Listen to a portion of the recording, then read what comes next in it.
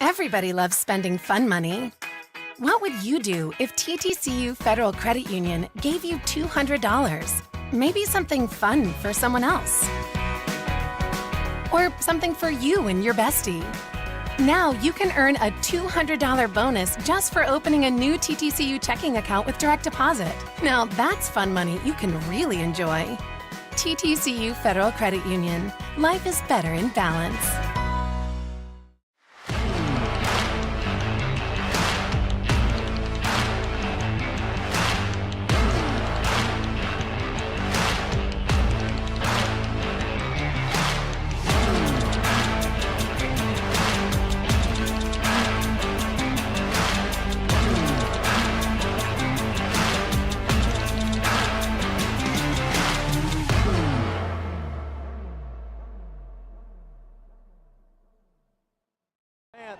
Mance puts the ball on the ground. Now Morgan. He's going to drop back, look right. Now he turns to the left. Short pass picked off. Going the other way. Williams going to be pulled down right around the 50-yard line. The interception. Jones quick look and an interception going the other way. Cameron Brown crosses the field. He's to the right sideline. Brown finally pushed out by the quarterback. And they haven't shown success so far in this game. Morgan with the give up the middle to Barber. Barber, left side. He's got a hole to the end zone. Touchdown! Anthony Jones, pressure up the middle, rolling to his right. He's going to get slung. Now Jones, low snap. He's got time in the pocket, going to throw it up, intercepted. Bobcats have Charles Jones inside the 5 with the interception. Ready. And the pistol, he's going to throw it up, goal line fade. That one caught in the end zone. Able to run in behind him. Low snap, Jones under pressure, wants to get it away, throws it high towards the middle. Gonna be intercepted, big hit ball on the ground. Scooped up instead, dove on by Brandon Butler. Jones rolls to his left. He's got a man downfield in the end zone. Hit as he throws, it's intercepted. Star Spencer returns it out of their own end zone. This is Tyrell Cox, and he finally held up after returning out of the 20. More downfield, try to get scored a little bit quicker. Oh, Barber's going to make a cut, go left on the ground through the sideline. Now Jones, designed run to the left side. He's got a good block around the edge. Jones to the sideline, wants to cut in, push back out. He's slung out of bounds. To his right. Jones drops back, sends it away. He's got Brandon Butler who cuts up towards the middle. Butler broke through 2 tackles, still fighting forward, spins away. Brandon Butler, sideline, kiss him goodbye. Touchdown, Knights.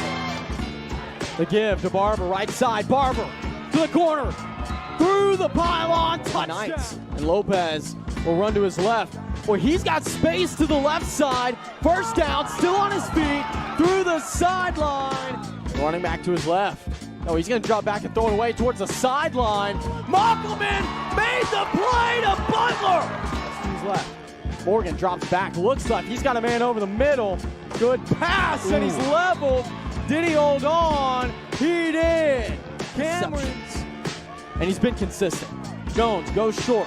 He's got his man who's making a move to the right side. Williams towards the sideline. Tyglavius, stiff arm, dragging defenders out of bounds. And now Jones rolling right. He's got a man wide open and fighting forward. Still moving.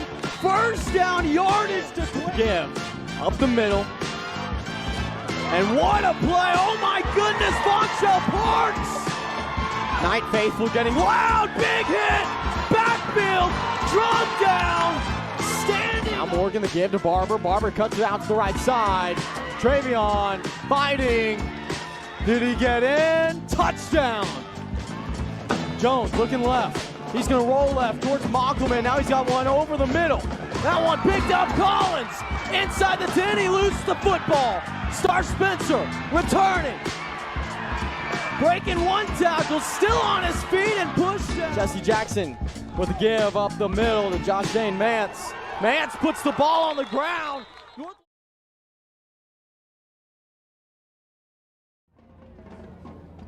And welcome into the booth here at Moses F. Miller Stadium. I'm Grant McNew alongside Noah Kent, joined by a whole crew today as we get ready for the Call Sports Network's first look at the Classen SAS Comets from the Oklahoma City Public Schools. It's a pleasure to have you along. Friday night, we're back here on a Friday. That's right. A couple of Thursdays in a row for us, but now Friday Night Lights are back here at Moses F. Miller Stadium. I'm pumped up. Noah, tell me about how excited you are right now. I'm so excited. First off, Friday Night Lights just hits different. Yes. Thursdays, obviously, any football is good football, but Friday night football, it just hits different. So we're super excited to be back here at Moses F. Miller Stadium. This is our fourth broadcast, week 3. Don't look now, but we're just under halfway through our season. Oh, yeah, imagine that. That hurts a little bit, actually. It hurts just a little bit. But you come in today, you got an 0-2 SAS Comets team against the 0-4 OKC Patriots. Right. So kind of similar to situation in the game we covered last week. Somebody's going to win today. That's exactly right. And, even though the records could be a little deceiving, obviously 0-4, 0-2, don't worry. I think we're going to be treated to a very good competitive game here tonight. Oh, yeah, 100%, and I'm pumped up for this. There's going to be a lot of big plays on the field. I feel it tonight. Every week we've spent probably 5 minutes coming up with synonyms for excited. I don't think we need to do that right now. Maybe later. But right now, I need you to know I, Grant McNew, am excited. No, I know Plain Kent and well. Yes. Hey, once again, Grant McNew, Noah Kent. We're going to be joined later by Desmond Williams, who's running a little bit of camera, running a little bit of sideline reporting, also some stats from Richie Overcash, and, of course, on production, Bryce Burns. Listen, up to this point was a one-man show on production, but now Richie Overcash kind of helping a little bit on the statistics side. You'll get a look at that during gameplay. Some live stats that might pop up from the scoreboard, so we're excited for that. This is high school football in Oklahoma City, in the state of Oklahoma, and listen, we're just excited to be able to bring you this broadcast. Hopefully the production quality is up to the standard of the fans at home. But hey, we're going to take a break, step away, and be back after this with a little bit of coverage for the coming ballgame. We'll be back after this. Everybody loves spending fun money. What would you do if TTCU Federal Credit Union gave you $200? Maybe something fun for someone else. Or something for you and your bestie. Now you can earn a $200 bonus just for opening a new TTCU checking account with direct deposit. Now that's fun money you can really enjoy. TTCU Federal Credit Union. Life is better in balance.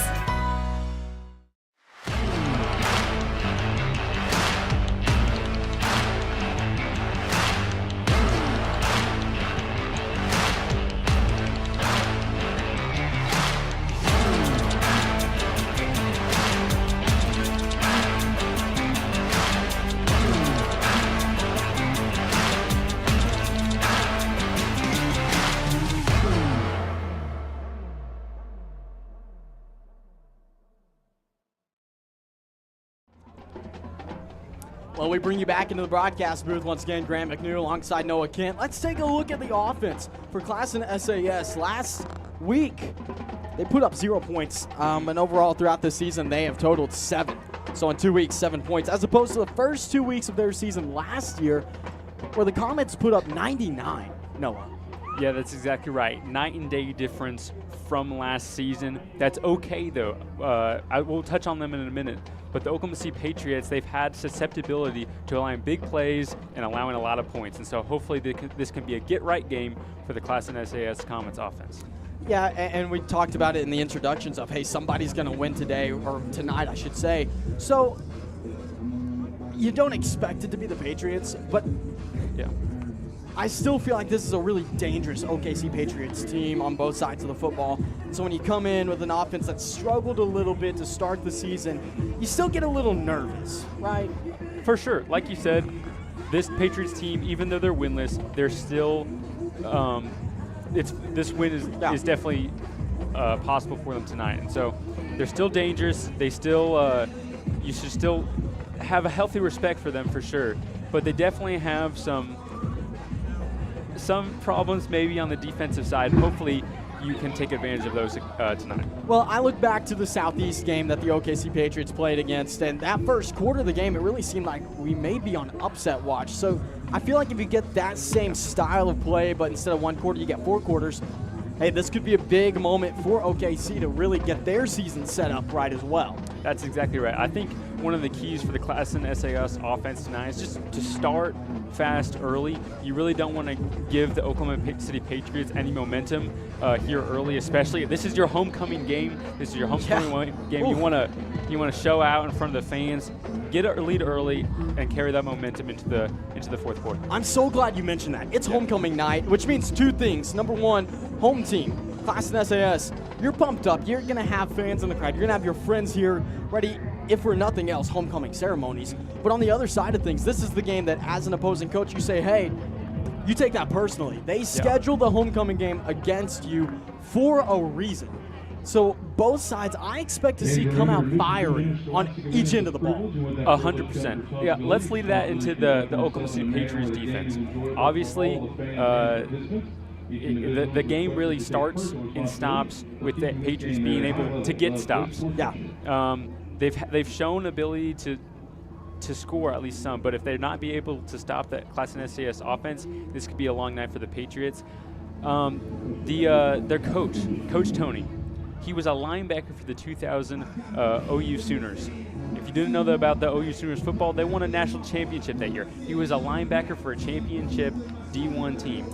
I expect big things from the defense side of the ball today. I want that pedigree to kind of be manifested in the way they play tonight. Is this where I come out as an Arkansas Razorback fan? Is that the wrong time? Or wait for a win first. Okay, I'll wait for... That's tough. We won last week, so we won last week. And we're going to win tomorrow against Auburn. Okay. Anyways, that's beside the point. Desmond Williams is losing his mind right now. Even worse, he is an Oklahoma State fan, so I don't... Yeah. That's even worse than Arkansas. But you come in for Classen SAS, you're going to be led by, well, you appear to be led by a sophomore quarterback out there in Hezekiah Mitchell wearing number 2, but also look out a little bit for the Wildcat. You may see Tyshawn Rogers come in from the shotgun position, run some Wildcat offense. The athleticism of Rogers might be on display here. If he breaks off a couple, really starts getting the momentum going, then he's going to be good to go and have a good time. I expect to see that more often than not. Yeah, for sure. I think you're really going to want to establish the run game early. And like you said, is that through your starting quarterback handing the ball off? Is that through some Wildcat? Really, either or. Whatever works, you just really want to establish the run because you don't really have downfield receivers like some other Oklahoma State public schools do. So you're going to have to establish the between tackles run game if you want to get positive yardage consistently. Absolutely. And hey, my keys for the SAS offense is going to be, hey, short memory. AKA, you got to go 1-0 this week. Yeah. That's what I think the coaching staff might be preaching. That's what I would be preaching in this moment of, hey, 1-0, 1-0, 1-0. That's all you need right now, 1-0. On the other side for OKC, my key for them, disrupt, disrupt, disrupt. Get in the backfield. Do something to dirty up this ball game outside of, I don't know, throwing a couple haymakers. Don't do that. But other than penalties, other than cheap play, disrupt this ball game, dirty it up, see what you can make happen on homecoming night. Yeah, I think, and on that point, you already mentioned it, but the Oklahoma City Patriots should feel a sense of pride. They were scheduled, like you said, they were scheduled for this homecoming game for a reason. Classen SAS, they think they can get the win now. It's your turn to prove them wrong. Hey, we're going to take another break, step away, and be back after this. You may be saying to yourself, I say this every week, are those only 2 commercials? Yes, the answer is yes. There are only 2 of them. So why don't you help change that? Email the email. It's going to roll across your screen during the game. It's grant.a.mcnew@gmail.com. That's me. That's my personal email. Please don't share it with the general public. It's mine. You'll get a hold of me. Let's add a couple. Why don't we? We've got spots open. But with that, we'll take a break and be back after this. Everybody loves spending fun money. What would you do if TTCU Federal Credit Union gave you $200? Maybe something fun for someone else. Or something for you and your bestie. Now you can earn a $200 bonus just for opening a new TTCU checking account with direct deposit. Now that's fun money you can really enjoy. TTCU Federal Credit Union. Life is better in balance.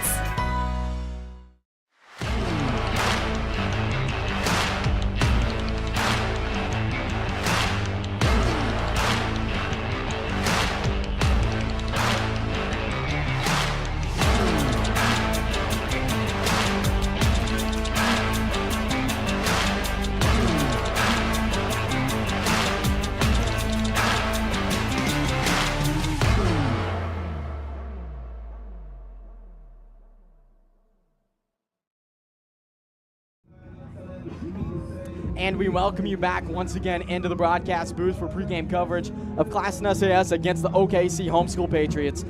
Noah, we just talked about the offense for SAS and the defense for the Patriots. Why don't we shift the script a little bit? The Classen SAS defense, who last year gave up 36 points per game. Yeah. They gave up 36 points per game last year, but remember, this is a new season, and so far this year, they've struggled quite a bit, to say the least. I think 108 points total through 2 games. Correct. That's not very good numbers. Not quite where you want to be. But, I mean, we keep on saying it. It's 0-2. It's still a long season. This is the night where you can turn it around in front of a homecoming crowd.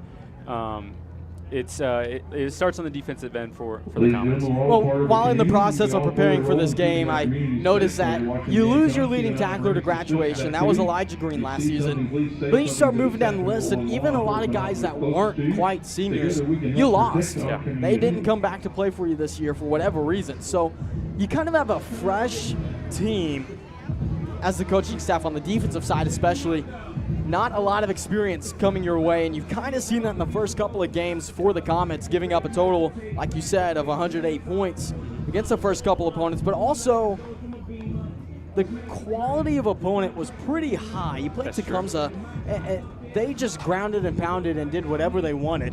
Running it up quick to the line, spin traps, whatever you want to see. They ran the ball really well. Yeah, that's exactly right, and that's why you can't take too much stock in those first 2 losses. That's why you, like you said, you have to have a short memory. That's why you have to just view this as a get-right game. This is the game where you turn your season around. Obviously, the Oklahoma City Patriots, they're winless for a reason, and so even though they are very talented on multiple areas, they just haven't been able to get that first win quite yet. And like I said, that's for a reason. And so. This is your get-right game. This is the game that maybe you try a couple different things. Maybe you go a little more spread offense. Try to do something like that. Maybe you blitz a little bit more, just to try to mix something up. Yeah. Try to get a win at any cost possible in front of your homecoming crowd. Well, what I expect to see from the defensive side for the Comets is going to be a bit of a 4-4 and 4-3 going back and forth. Not much help over the top in terms of safeties. Maybe 1 a play. Maybe you're rarely going to see 2. I think now, could be wrong. Don't quote me, but I believe that's what we're going to see here tonight. And pretty similar to the defense that the Patriots came out in against Southeast, where they run a lot of 4-man down, 4 linebackers up, maybe bring in an extra one for pressure. And I think that is going to be a big key for the defense for Classen SAS, is having some extra guys down. Because if you remember correctly, or if you remember Patterson Meyer, a guy that gets it done with his legs really well. If you keep him contained, I feel like you're set up for success defensively. That's exactly right. In that game versus Southwest that we broadcasted, we didn't see a lot of down-the-field ability by the Oklahoma City Patriots offense. They really wanted to either get their mobile quarterback on the run or run it up the middle. And Southeast did a great job of bottling that up, which is why they got the W that night. And so what I'm looking for from the Southeast, by the Classen SAS defense is to just contain. Yeah. You don't want Patterson Meyer to get out of the pocket, create down the field. Instead, keep him in the pocket and force him to make some mistakes. Yeah, and for Oklahoma City's offense, they come in. Their season high this year is 14 points as an offense, and that came against Southwest Covenant, who's in their first season of 11-man football this year. So, brand new field, by the way. Fun fact, Southwest Covenant, the safest football field in the state of Oklahoma. The #1 rated turf in Oklahoma and surrounding states. I don't know if you knew that, but that is true. That is true. So you got a struggling offense in OKC that struggled against a smaller school in Southwest Covenant, given Southwest Covenant. Very, very high-quality team over there. But much like we talked about when they played Southeast, is there's O-line trouble. You're going to see it. We saw trouble with snaps and handoffs. Yep. Keep an eye on the exchanges, both from center to quarterback and quarterback to running back, and maybe a little bit of quarterback to receiver. We saw some really just, you hate to say this, but bad reads, bad decisions, throwing the ball high in the air, some ducks. Look out for that. And I expect to see a cleaner game from OKC, but look out for that overall as an offense. Mistakes are going to be made, so my key for Classen SAS on defense, wrap up, first off, make clean tackles, but take advantage of the opportunities that are going to come. Yeah, for sure. And I think on the flip side of that, when you look at the Oklahoma City Patriots offense, I think your seniors need to step up if you want to be successful. You've had a winless season so far. Yeah. You want that to change, and you need that to change tonight. And so where does that start? Well, your leaders need to lead. Your seniors need to step up. I'm looking specifically at number 14, Jacob Duddleson. He's a senior wide receiver. Also, I mean, you could probably categorize him as a tight end as well. Just a big target for the quarterback. He needs to get open and present that big target to his quarterback tonight. Obviously, if Classen SAS is going to leave you in one-on-one coverage, you need to take advantage of that, and I think that starts with Jacob. You know, I couldn't agree more with that. You've got Duddleson out there, big target, like you said, athletic, runs good routes, and that's kind of been the story for Oklahoma City Patriots so far this season is they've got a couple of dudes, just a couple of absolute dogs out there on the field that do their job, but the consistency, both from play to play and from position to position, it's kind of faltered a little bit, wouldn't you say? Yeah, that's true. Obviously, like you said, it seems like the talent is very high at the top, and at least we haven't seen it at the bottom as much. And so when you have a very high talented team at the top and maybe some, I mean, I don't want to say it, but as far as what we've seen, lesser talented players after that down your roster, down your depth chart, it's time for those higher talented players to step up, lead the team, and lead them to a victory. Yeah, but I think another thing is going to be for Classen SAS, don't necessarily look for highlight plays. I feel like that's going to be a bit of a temptation tonight to come out here, want to go a little head top, want to run a couple dudes over. No, you still need to play the game of football, right? You got to play it the right way, at least until you get up. You want to make sure that you get a W. That's the most important thing. Like we said before, 1-0 this week has to be what you're preaching. It has to be what you're believing if you're a player. But you come out, you play defense and offense like you would against any other team, whether it's inside the OKC school district or maybe just a district opponent in general. Yeah, for sure. I think that's a great point. Obviously, it's homecoming. We've said it before. I'm going to say it multiple times throughout this broadcast. We're really super excited for just the passion that we expect to see out here for Classen SAS. And so maybe that gives you maybe some forever. Yeah. You don't have to buy anything to watch. Yeah. You don't have to pay anything. You just look it up, go the Call Sports Network, OKCPS football, and it's right there. It's right there. For sure, and you know, maybe a shameless plug for our sponsors. That's why sponsors are so important. We're able to broadcast this Oklahoma City Public School games free of charge to the fans, and so although it's not free of charge to us. It is not. And so if you're out there and you want to sponsor this broadcast, like you said, grant.a.mcnew@gmail.com. You'll see it multiple times through this broadcast on the ticker down below our score. What did I say about sharing it with the general public? No, my goodness. Come on. I'm going to get so many emails now from everybody. That's okay. That's what I want. I love talking to people. But, yeah, we're going to take another break, step away. We're going to turn the camera around. We're going to put it back out on the field and get ready for some Friday night lights. That's right. It's homecoming night. Homecoming night in Oklahoma City. I'm pumped up. He's pumped up. They're all pumped up. We'll be back after this.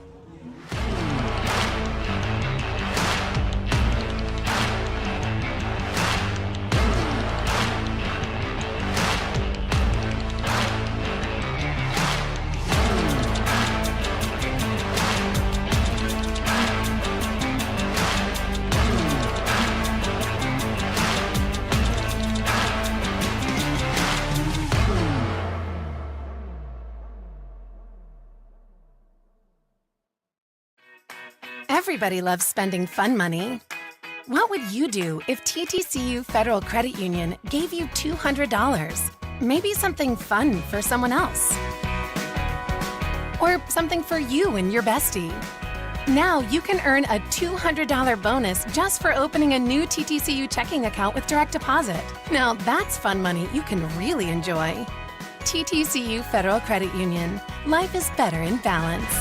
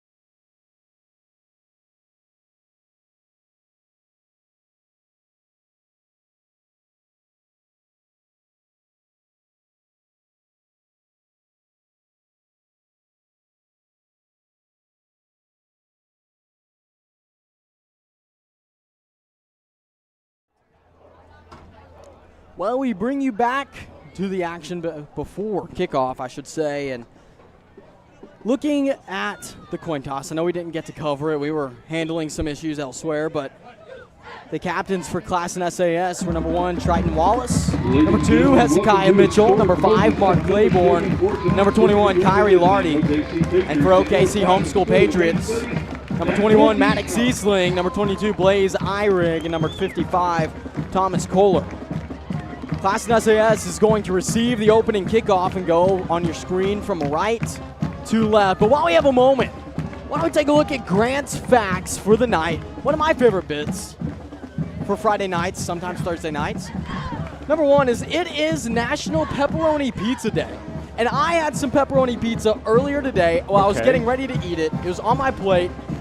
While I'm sitting down, I go to sit down, I accidentally tilt my plate, it flies off like it was greased up. It just flew off my plate, hit the floor. I was disappointed. I had 0 pepperoni pizza for National Pepperoni Pizza Day. Number 2, it is homecoming here for Classen SAS, and we already talked a lot about it. Excitement is in the air. There's big things coming on both sides. Should be a lot of fun. Second, both teams are looking for win number 1. We talked about that as well in the pregame. Number 1 win would be big on both sides. And then number 4, you should subscribe.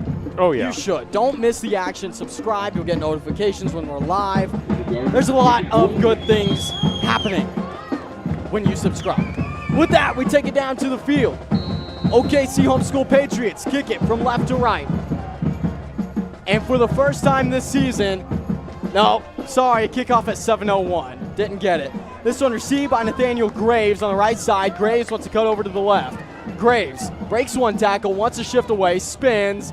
That's going to be pulled down right short of the 30-yard line. Noah, pretty decent opening kickoff. Yeah, for sure. Obviously, Kendall Gardner, number 65, he's going to be handling the kickoff duties today for the Oklahoma City Patriots. Had a rougher game last time out versus Southeast Spartans. Looks like that was pretty good. It seems like he's turning it around.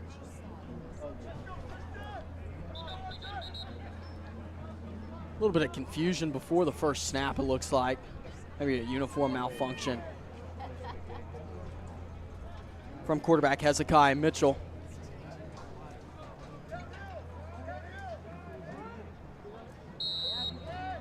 So Mitchell working with split back.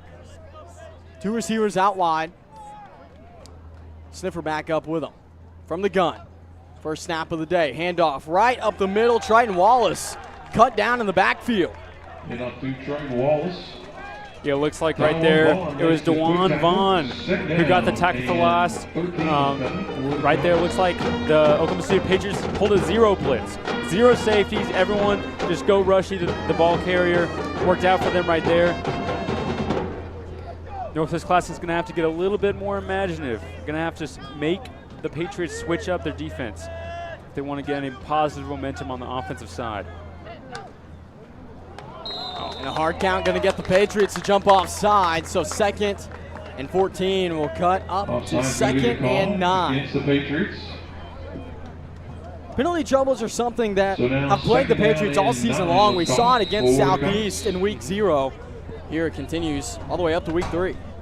Yeah, smart job right there by the Classen offense. Obviously, you get a tackle for a loss, a loss of 4 on the first play, but then you get a gain of 5 on the hard count. Brings up 2nd and 9. Now the snap to Mitchell. He's going to roll to his right. Looking downfield, sends it away. There was a lot of pushing and shoving in the secondary. That one's going to fall incomplete. Maybe should have held on to that one and thrown it further out of bounds. Think about it on the defensive side, though. That hits you right in the hands. You know, even though it was a little bit of a duck, it looked like Lyle Edens had a great read on that ball, had potential to get an opening drive interception. Instead, that brings up 3rd and 9 for the Comets. Like you said, 3rd and 9 incoming. Comets taking their time to break the huddle. 10 on the play clock, and they still have yet to break it. They finally do. 5 seconds to snap the football. Mitchell running back to his right. That's Wallace. Mitchell drops back. He's got time in the pocket. He's going to throw it short. incomplete, but it wouldn't have been enough for a first down anyways, as Carlos Parks was very shy of the sticks. That's going to bring out the punt squad for Classen SAS. Maybe. Well, they'll huddle up. Yeah, it will. Looks like Brandon Dew, he's going to be the punter today for the Comets. We watched him a little bit in warm-ups. Has quite the leg. It's just a matter of can he be accurate down the field. Good snap to Doe. He's got plenty of time. Sends it deep. Spiraling punt. Fair catch called. Floor ball on the ground. Jumped on and recovered. Kyrie Lardy. Brandon Doe forces a muffed punt, and Lardy jumps on it. SAS moves to the other side of the 50. Great awareness right there by Lardy. Obviously, Lyle Edensky had a chance for the interception on one of the second plays of the game. Wasn't able to get the turnover. On the flip side, Classen SAS, even though they get a three and out, they're able to get the ball back. So two costly mistakes so far for the Patriots. Now Mitchell, two backs in the backfield. He takes a snap, is going to give up the middle. Wallace gets a gain of 4 to make it 2nd and 6. Makes the tackle. Yeah, I think that what we've seen so far from the Patriots is what we saw a lot of last week. Obviously, you had the tackle for loss in the first play of the game, and then you just follow it right up again by the offsides, which negates the great play that you had. Obviously, you forced a 3 and out, and then you give the ball right back to them. If the Patriots want to get their first win of the season day, they have to string together good plays. They can't keep on having mistakes. Mitchell goes with a screen pass to the left side. Carlos Parks fighting through tackles, drags defenders across the line of scrimmage. You thought they had him in the backfield. He keeps the legs churning, and he'll get a gain of 1. 3rd and 5 incoming for the Comets. You know, even though on that muffed punt you gave the ball right back to the Comets offense, you get a second chance right here if you're the Patriots defense to get the ball back to your own offense. So you need to capitalize on, make sure that muffed punt doesn't have any additional consequences. Mitchell to give to Wallace, left side. Wallace bounces out, cuts up. Don't think he got enough. Will depend on the spot. Referee at the top is walking right on the line. We'll see. I believe they'll make it 3rd and maybe an inch. Gonna have to measure 4th down for now. They'll call it 4th down. Official timeout. They'll bring the sticks out, it looks like, to measure. Whitecap's gonna have to get the offense away from the football.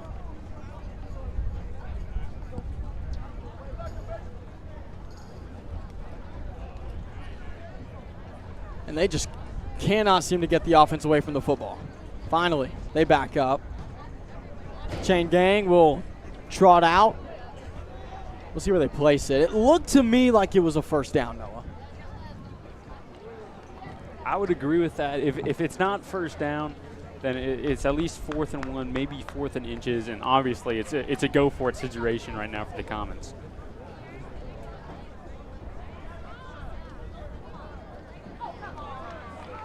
Oh, that's very close. Inches. Man. So 4th and a hair coming up. Do you see just a simple quarterback sneak? What do you think? It really depends on what you've practiced. If that's what they have in their bag, obviously go for it. Although it looks right now that the quarterback's going to line up in the backfield. He's not going to be under center. Mitchell from the gun. 2 running backs in the backfield. Direct snap. Wallace takes the left side. Wallace gets the first down. Classen SAS moves the chains. Dangerous snap. Looked like it wasn't designed to be a direct snap, but it ends up that way as Wallace snatches it out of the air. Yeah, now the Comets, new life after that muffed punt. They're right on the edge of the edge of the red zone. One of our keys to the game for the Classen offense was starting early, and they have a chance to do that right here. 1st and 10 from the 27. Mitchell, right side. He's going to step up. He's got some trouble around him. Ball is taken away. Go in the opposite direction. Christian Hubbard for the Patriots all the way. Touchdown. Patriots, and Mitchell is down Christian Hubbard on the at the 39-yard line. For the Patriots. A lot to digest there, right there, Grant. It looked like it was a strange play design. Mitchell, he rolled out to his right, but all of his receivers went left. He had nowhere to go with the football, wasn't able to throw it away. Obviously, he gets the strip sack. Touchdown for the Patriots defense. We hope Hezekiah's Mitchell is okay as he's still down on the field right now. Yeah, Mitchell down, clearly in pain. And Bryce, I don't know if we have replay going right now, but if we do, I would love just another look at that play.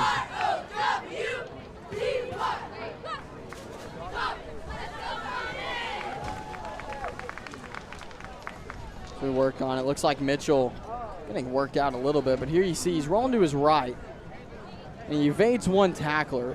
It was a pretty impressive play right there, just stripped from behind, a strip sack. I didn't catch the number. I believe making the hit, yeah, that was number 9, Jack Biggs, with a strip sack for Oklahoma City. But, man, just 2 drives in, Mitchell down in pain. You hope he's okay, as he is going to be helped up. He jumps up. Talented quarterback. Very athletic. He's able to jog off. That's promising.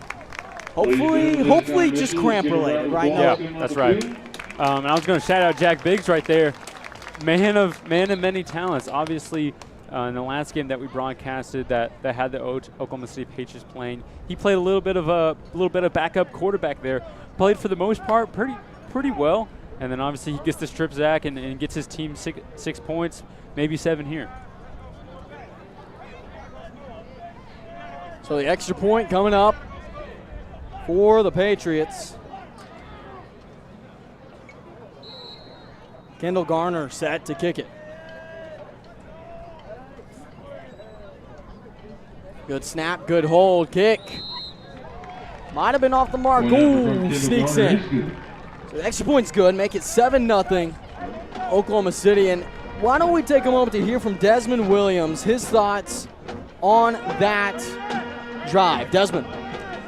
Yeah, Grant, just kind of thinking about that drive. Classen really had it going, and then boom, just like that, it's gone. Just a great job from that OKC Patriots defense, getting on that quarterback and securing that strip sack, and then credit just getting out there and getting down the sideline, getting that touchdown. You know, sometimes that's the decider in a game. That diminishes a team early, and if you're the OKC Patriots, you're feeling really good right now. Thank you, Desmond. You're absolutely right. OKC Patriots have to be feeling good. It's homecoming night for SAS. You come out, first off, you get the stop on downs, and then you get a turnover. You return it all the way, scoop and score for a touchdown. And obviously their offense has struggled a little bit this year. Well, if your offense is struggling to score points, well, who's up next? The defense, and they get a score there. They're up 7-0. They need to capitalize on momentum, get another score here, try to put this game away early. Deep kick from the Patriots. This one received, I believe that was Nathaniel Graves again, as he is wrapped up and thrown down by a host of Patriots. Graves on the return. Right at the 34. 33-yard line looks like. First down and 10. So you come out, you're looking to respond. You see Mitchell out there. There's Hezekiah. He's still on the sideline. So the question is, who takes over quarterback for at least this play? The huddle breaks. Remember, though, they do have the wildcat formation in their back pocket. So maybe the person that takes the stab isn't quite the quarterback, but at least going to be the designated ball carrier or ball. Well, that's what it looks like with Triton Wallace in the backfield, lined up to take the snap. He sends a man in motion. Now Wallace taking off to the left side. Triton held up immediately. Thrown down at the line of scrimmage. Yeah, good tackle right there by Jacob Douglas, number 14. He's playing a little bit of safety, a little bit of corner here tonight. Plugs up that gap, gets the tackle for loss for the Patriots. 2nd and 10 coming up for Classen SAS. Reminder that they were moving on their last drive and then suddenly lost it with a costly turnover with an injured quarterback following. Now snap give to Wallace, right side. Wallace runs into his own blocker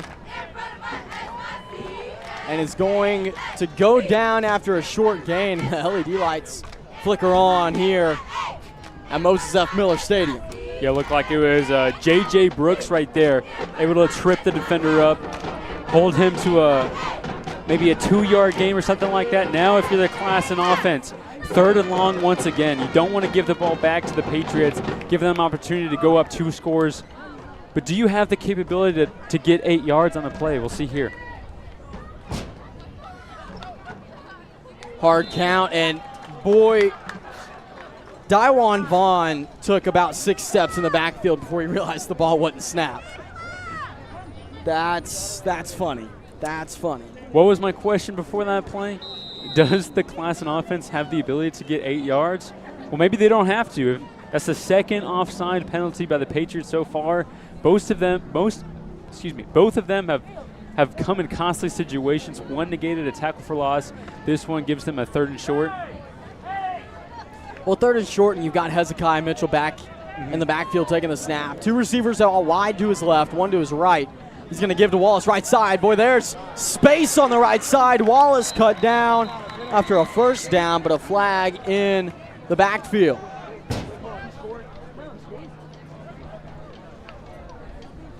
Penalties have been all over OKCPS. So that one is against the offense, which will back them up after a 1st down gain to make it 3rd and long.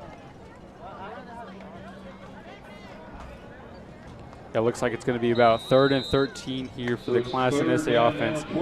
I don't think they've attempted a pass so far. I mean, the one designed pass play they did have ended up being a strip sack for. No, we had to throw one away on the right side. You remember? I'll remember it after this play. Looks like we have a timeout. Timeout here. Yeah, timeout on the field. We'll take it with them, step away, and be right back after this.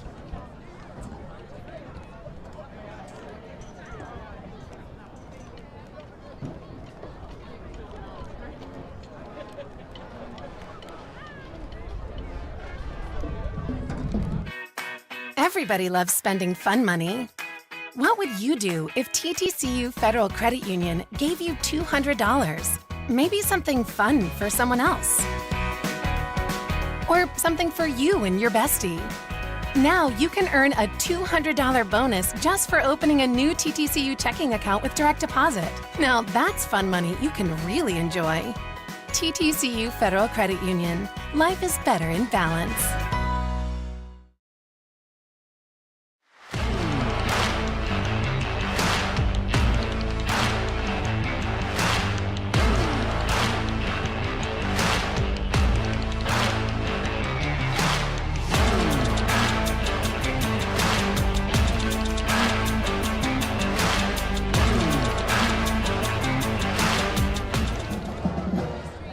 Well, we bring you back to the action here at Moses F. Miller Stadium, Stanford White Field. I'm Grant McNew alongside Noah Kent. The Comets dealing with 3rd and 12. Patriots lead at 7-0 after the scoop and score. Mitchell looking deep to the right side. No one open. He's going to have to roll out, make something out of nothing. Gets the ball away, but he's hit as he throws, which will make it 4th and 12. Incompletion. You know, even though it was an incompletion and it looks like the Patriots are going to force their 2nd 3 and out of the game, much better decision right there by Hezekiah Mitchell. Last play that resulted in a scoop and score, he kind of tried to turn back, turn around, try to make something happen. Instead, he keeps on rolling out to his right side, ends up being an incompletion, but it gives his defense a chance to reset and get a stop.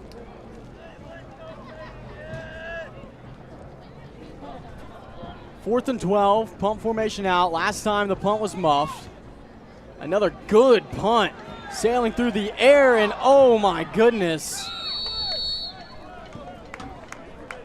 Kyrie Lardy tried to catch the ball out of the air. Down right at the 40-yard line. It'll be first down and 10 for the Patriots. Yeah, you're supposed to let that ball bounce. You let it bounce, see where it rolls. Yeah. So Lardy knocks it down. Still a solid punt, though, for SAS. Down at the 40-yard line.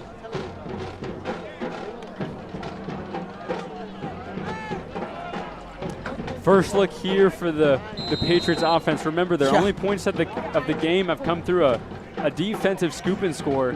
I'm intrigued to see just what their game plan is right here. Do you run the ball? Do you pass? Well, Patterson Meyer, he was going for a pass. The snap was a little bit late. Offside call. We're calling offside against the defense as Walker Wade jumped. For the Patriots. Yeah, I think a pass right there is the right move, especially a screen. We talked about it a lot in the pregame. Number 14, Jacob Duddleson. Number 2, Lyle Eddins. Those are going to be your really athletic receivers. Those are going to be your playmakers. You want to get the ball in their hands as much as possible in this game.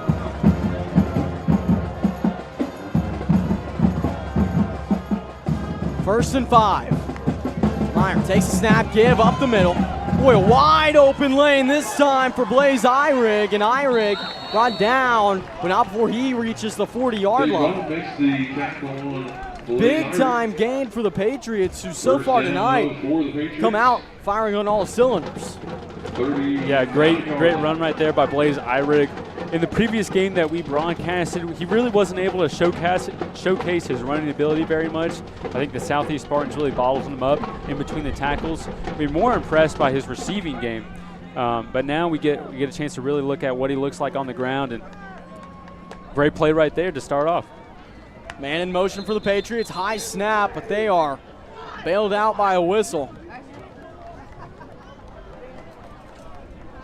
Head coach Brian Kelly appalled at the whistle. It'll go against SAS as they march this one off for 5.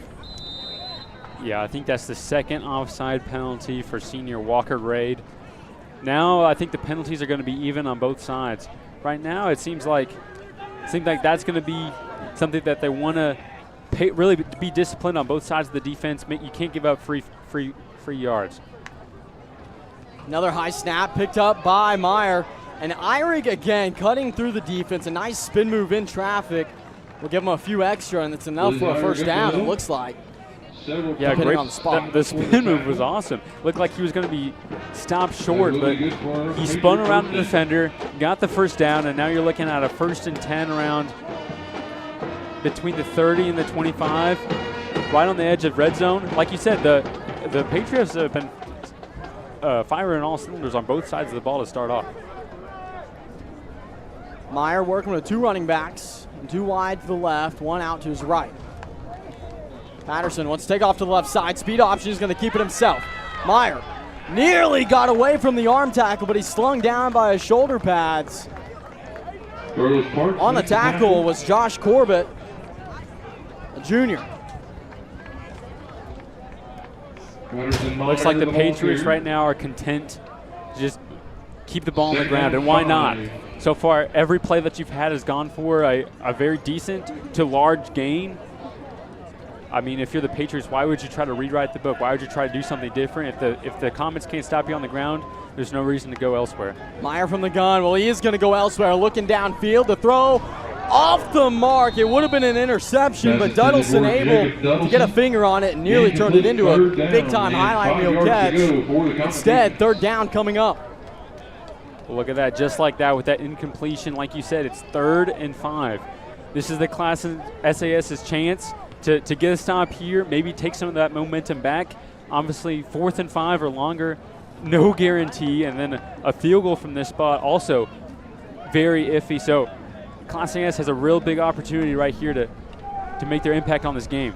Meyer, running back screen to the right side. Eyrig going to cut through. Flag flies as the tackle is made. That was not Eyrig, excuse me. That was, who was that? What Matthew Williams, I believe. And I remember Matthew Williams from from last game. Became a real big Matthew Williams fan. He played hard despite the score. Looks like he's getting rewarded by a screen pass there, but looked like it may get called back by a penalty. On the Comets.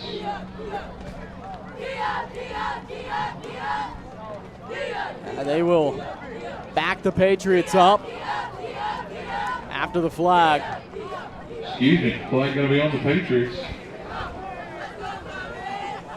So now OKC still dealing with third down, shorter distance, but very different from the first down they thought they had. Very short for the Comet defense. Meyer from the gun, sends a man in motion. He's going to give pitch pass, looking at Duddleson, the big body, fighting through the defense, brought down right at the 10-yard line. And up goes the Jacob Duddleson. So Jacob Duddleson able to make it first and goal. I've been so impressed by the Patriots play calling so far this evening. Whenever we watched them first South versus Southeast, it looked like they were a little bit vanilla. They were really off balance, weren't able to get a good rhythm. Now they have screen passes, they have jet touch passes. Like I said, very impressed. Duddleson in motion again. Meyer gonna fake the give to Duddleson, give off to his running back, coming around the right side, and wouldn't you know it, fighting to the end zone, drugged down by shoulder pads just shy. That was Matthew Williams on the run, but a flag deep in the backfield. Walker Way makes the tackle on Matthew Williams. And now a hold called against the Patriots. So the Patriots shoot themselves in the foot, move backwards. Yeah, and something to not be overshadowed. We have number 65, Kendall Gardner. He's Still your first offensive and goal. lineman and starting kicker, and he's limping off the But field right from now. the Looks like he's 19-yard favoring his line. right shoulder, maybe a little bit of a stinger, I hope. So if the Patriots do score on this drive, or maybe they have to kick a field goal, they'll be without their kicker for at least one play. Williams in the backfield with Patterson Meyer. Meyer drops back. He's got pressure, steps up, he's going to take off. Meyer makes a move, breaks away. Meyer still on his feet inside the 10. They'll bring him down at about the 8, maybe the 6 or 7 yard line. Something out of nothing, Noah. That's exactly right. Great coverage right there by the Comets. Unfortunately, they're not able to capitalize. They lose contain on the mobile quarterback, and Patterson Meyer is able to get them right around the 5 yard line for a second and goal.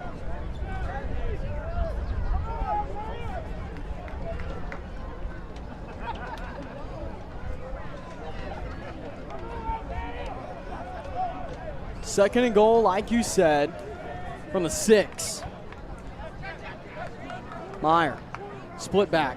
He'll drop back. He's got somebody in the end zone. That is a catch in the end zone.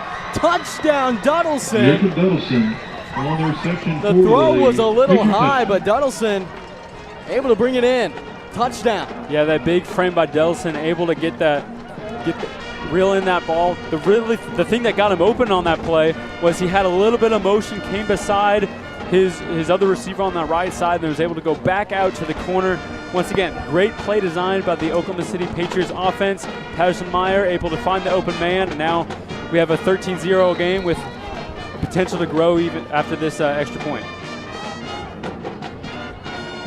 See, they bring out to kick. You said Kendall Gardner had to take a trip off the field earlier. But yeah, the Patriots up by 2 scores. And I'll remind you, the most they've scored in a ball game all season long has been 14. This play is going to be blown up. Patterson Myers brought down in the backfield. 2-point conversion, no good.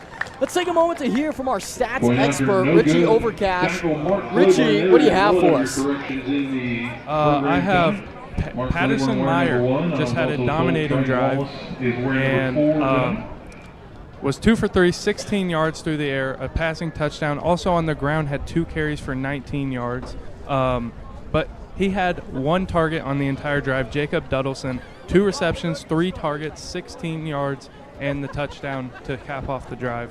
A beautiful job from the Oklahoma City Patriots, just marching down the field and doing it both in the air and on the ground. Yeah, I think that's a great point. One of the things that we actually touched on in the pregame is it's time for your senior leaders to step up, especially Jacob Delson, the senior wide receiver. He does so there. Obviously, great ball by Patterson Meyer. You touched on him as well.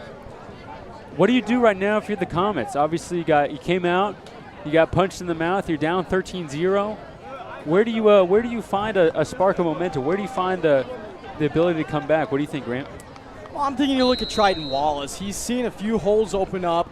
You've gotten some things called back by costly penalties, but if you look for Wallace, the athleticism, the speed around the edge, I think there's a lot of good things that could happen. This one from Graves on the right side. Excuse me, that's not Graves, that's Kyrie Lardy, and Lardy will lose the football, and the Patriots will take over.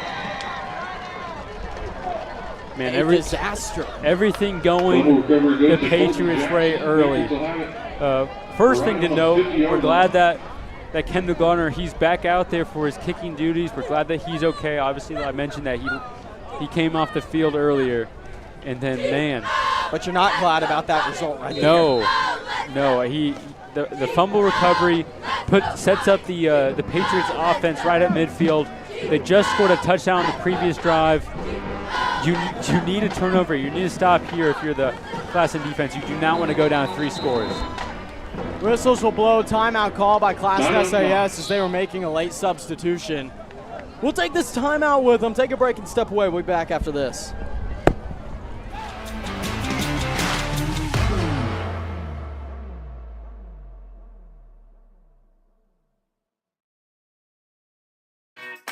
Everybody loves spending fun money. What would you do if TTCU Federal Credit Union gave you $200? Maybe something fun for someone else.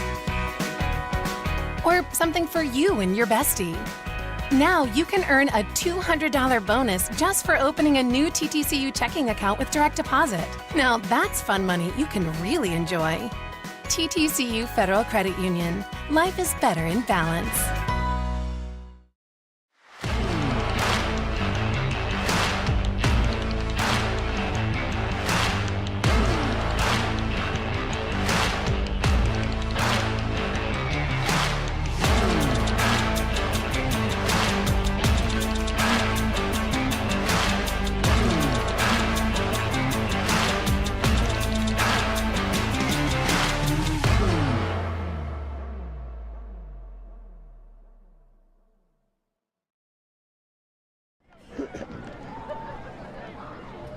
Well, we bring you back into the action here at Stanford White Field at Moses F. Miller Stadium. I'm Grant McNew alongside Noah Kent.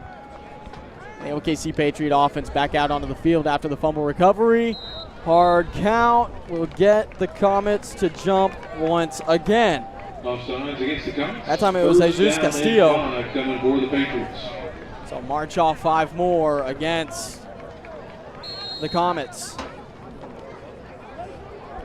We mentioned that everything is going the Patriots' way so far, and obviously that has to lend to the Patriots' talent and play calling, but also there's been a lot of free yards given by the Comets. They're going to have to stop this if they want to get back in the game. Now Meyer, deep drop. He's going to send it a wide open man diving grab. Caught Lyle Eddins. First down, Patriots. And again, the Comets just getting hurt due to their own mistakes. I mean, you said it, man. Their own mistakes. They're shooting themselves in the foot. Obviously, right there, great diving play by Lyle Eddins, but there's a reason why he was able to make that play. It felt like he was totally uncovered. And to be honest, he was not the only one. There was multiple people on the sidelines streaking down to that were open. So they're going to have to lock in a little bit, have a little bit more defensive discipline if they want to get a stop here. Doubleson is on motion, and ball on maybe the ground. Do the Comets have it? Do the Comets have it? They seem to think that they might. No. That was the break the Comets needed. You said it yourself in the pregame. Look for the exchanges. That's where the Patriots have had some trouble before. They fumble the ball. The ball gets on the ground, and unfortunately, Jacob Dodelson able to recover it. Great awareness by him to pick it off the turf. Meyer under center. Patterson gonna take the snap, give up the middle. This is Williams fighting ahead. Short gain of 2. And again, we talked about it pregame. You're gonna have opportunities as this SAS defense, and you have to take advantage. That was one that was handed to you on a silver platter, and you were just unable to jump on it in time. And you needed that. You needed that if you were the Comets. Yeah, exactly right. And as the clock in the first quarter runs down, I think the story of this game has been mistakes for both sides. The muffed punts, the fumbles, but it just seems like the Patriots are able to take advantage of the Comets' mistakes, and Classen is not able to return the favor. Well, that's the end of the first quarter. 13-0. Comets trailing in this one against the Oklahoma City Homeschool Patriots. We'll take a break, step away, and be back after this. You're watching OKC. Everybody loves spending fun money. What would you do if TTCU Federal Credit Union gave you $200? Maybe something fun for someone else. Or something for you and your bestie. Now you can earn a $200 bonus just for opening a new TTCU checking account with direct deposit. Now that's fun money you can really enjoy. TTCU Federal Credit Union. Life is better in balance.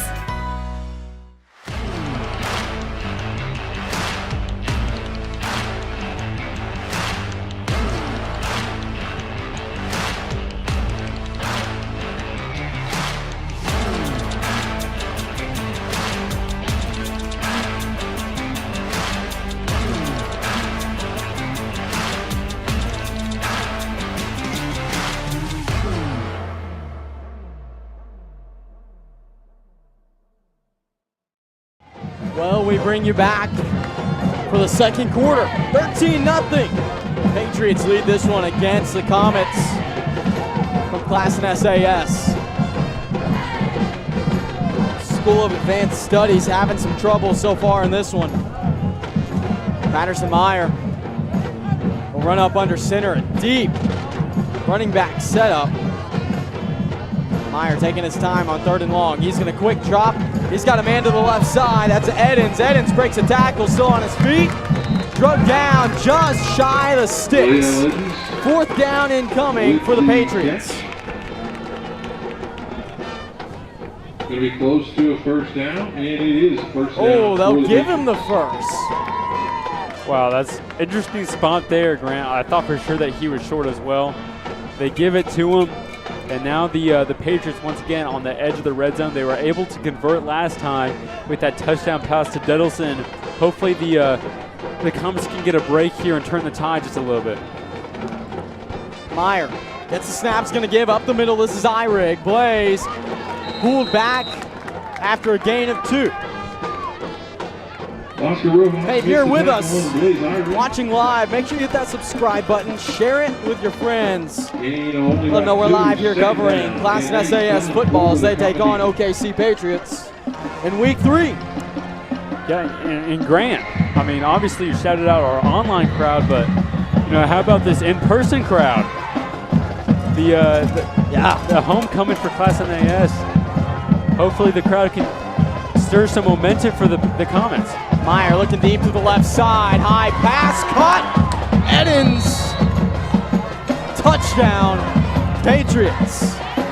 So Oklahoma City Homeschool will extend their lead by 6 and get ready for the extra point. Well, unfortunately, that crowd was not able to give the Comets some momentum. The Comets have been in one-on-one coverage pretty much the entire game, and it was only a matter of time before Lyle Edens and Jacob Dedelson, their 2 receivers on the outside, were able to take advantage of that. Now a touchdown reception for both. Looks like it might be 20-0, or depending on this extra point, 20. I was about to say, yeah. Jumped a little early, Classen SAS did, but that kick. I think the footsteps got that time to the kicker's head as Kendall Gardner put that one about 6 inches off the ground. Gardner will get another shot at it. Half the distance, and the point after, here it comes. Kendall, the left-footed kicker. Good snap, good hold. Kick is up. Kick is good. 20-0. Let's hear from Desmond Williams. Desmond, what are your thoughts on the matter? Yeah, Grant. Really, this OKC Patriots team is clicking on every single cylinder possible. And this Classen SAS team is really struggling to find its rhythm. I really just think they need to settle down, get into the basics here on this offensive possession, make sure that this kickoff return goes well, and then, of course, get into the offense and make sure we can get some kind of drive going, because right now it's looking a little bit rough. Yeah, I'm glad you said that, Des. Grant, one of your keys to the game for the Classen SAS offense was short memory. You have to have a short memory. Things haven't gone so well, really the past couple years. Things haven't gone so well to start off the season. Things haven't gone so well to start off the game. But you have to have a short memory. It's time for you to rise up. You get the ball back here. You have a chance to put it in the end zone. Take this score down to a 13-point game. You need to have a short memory. Keep the goal in the forefront of your mind, not what's happened so far on the field. Kendall Gardner to kick. He sends it away. This one is deep and picked up by Triton Wallace. Wallace on the return. Wallace breaks. Oh, nearly broke a tackle. Couldn't re-catch his footing as Jacob Barnett puts him on his back at the 21. Down to about the 20-yard line. First down and 10 for the Comets. So the Comets come in for 1st and 10 from their own 20-yard line, and they've seen a little success from the offense until it was stopped by turnovers. That's exactly right, and I think you just have to get back to the basics. Where did you have success? Well, you had success running the ball. You had success having your quarterback out, reading one side of the field on a bootleg. Obviously, that one play ended up in a scoop and score, but that goes back to your short memory. What have you practiced? Go back to that. Now the give up the middle. Wallace able to get 6. Triton will Mark Clayton, the ball carrier. Keep the Comets ahead of the chains on 2nd down. Yeah, good start right there from the Classen SAS offense. Obviously, they tried to go to that early in the looks like the Patriots. They were able to pick up the blitz. Were blitzing. That time, the Classen SAS offensive line were able to pick up the blitz. Go ahead, Grant. Why don't you do the play-by-play? Wallace up the middle again, stopped at the line of scrimmage, pushed back. Desmond Williams really thought that was funny. Apologies to our viewers. Third down. You know what's great about this short memory, though. broadcast? Short memory, right? Short memory. I practice what I preach. Oh, short memory. That's good. That's good. Yeah, hey, we're just some dudes having a good time. We're just dudes being dudes right now.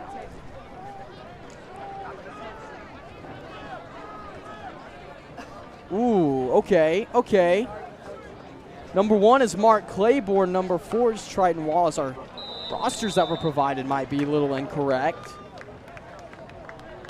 Thank you to the live fan feedback for that. By the way, if you're watching, that penalty will go against the Patriots. If you're watching live, we do have a live fan feedback here in the YouTube comment section. We want to hear what you have to say.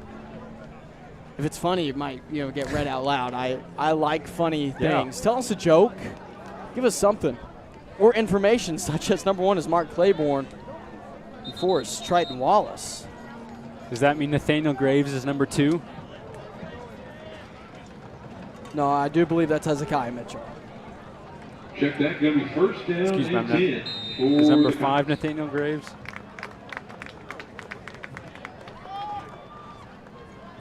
Huh. Anyways, 1st and 10 for the Comets. I'm going to have to rethink my entire football prep. Here we go. That one give to Claiborne. Ball on the ground. Patriots say they have it, and they do. Oklahoma City, home school. Again, fortunate. For the Patriots, they will take over at the 35-yard line. So with a 20-point lead, they take over in plus territory. Yeah, Bryce, I'm wondering if we were able to get the replay on that. It looked like the ball carrier just flat out dropped it. It looks like there wasn't a big hit lay. Let's see here. Or maybe there was. Looks like number 18, DeJuan Vaughn came in from the side, able to punch it out. Obviously good play by the Patriots defense, but. Yeah, and recovered by Jack Biggs, by the way, who made a big play from the strip sack to start the ball game. Back out there's Patterson Meyer and crew for the Patriots. He's going to send Edens in motion and give. Lyle, right side. He's got a good block upfield. Lyle Edens breaks through the tackle and falls forward for a few extra. Boy, and suddenly it's quiet. Yeah, you hate to see it. You hate to see it, especially on homecoming night. But, you know, all is not lost. All is not lost. It's still 8 minutes left. And, you know, the Patriots, even though they have not been prone to mistakes here in this game, they've been prone to mistakes this season. And so you just have to keep on standing strong if you're the Classen defense. You need to get the ball back to your offense, give them a shot to get this game back in scoring distance. Meyer from the gun, looking to the end zone. He's going to send on the corner route. Got an open man, just overthrown. That'll make it 2nd and 10. Maddox Eastland, the intended receiver. So 2nd down and 10 from inside the red zone. Coming up, Patterson Meyer just a bit off the mark. He's been throwing the ball a little high all night. So far as receivers have been able to help him out, though, until that one. Yeah, the reason that the receivers have been able to help him out is because the coverage from the Comets has been very loose. Now the give up the middle. Williams, right side, going to be pushed out of bounds. Big tackle that time for the Comets. It's number 15, Malachi Ross. You know, one thing that I've been impressed with by the Patriots running game is that they have the perfect balance of agility and power right there.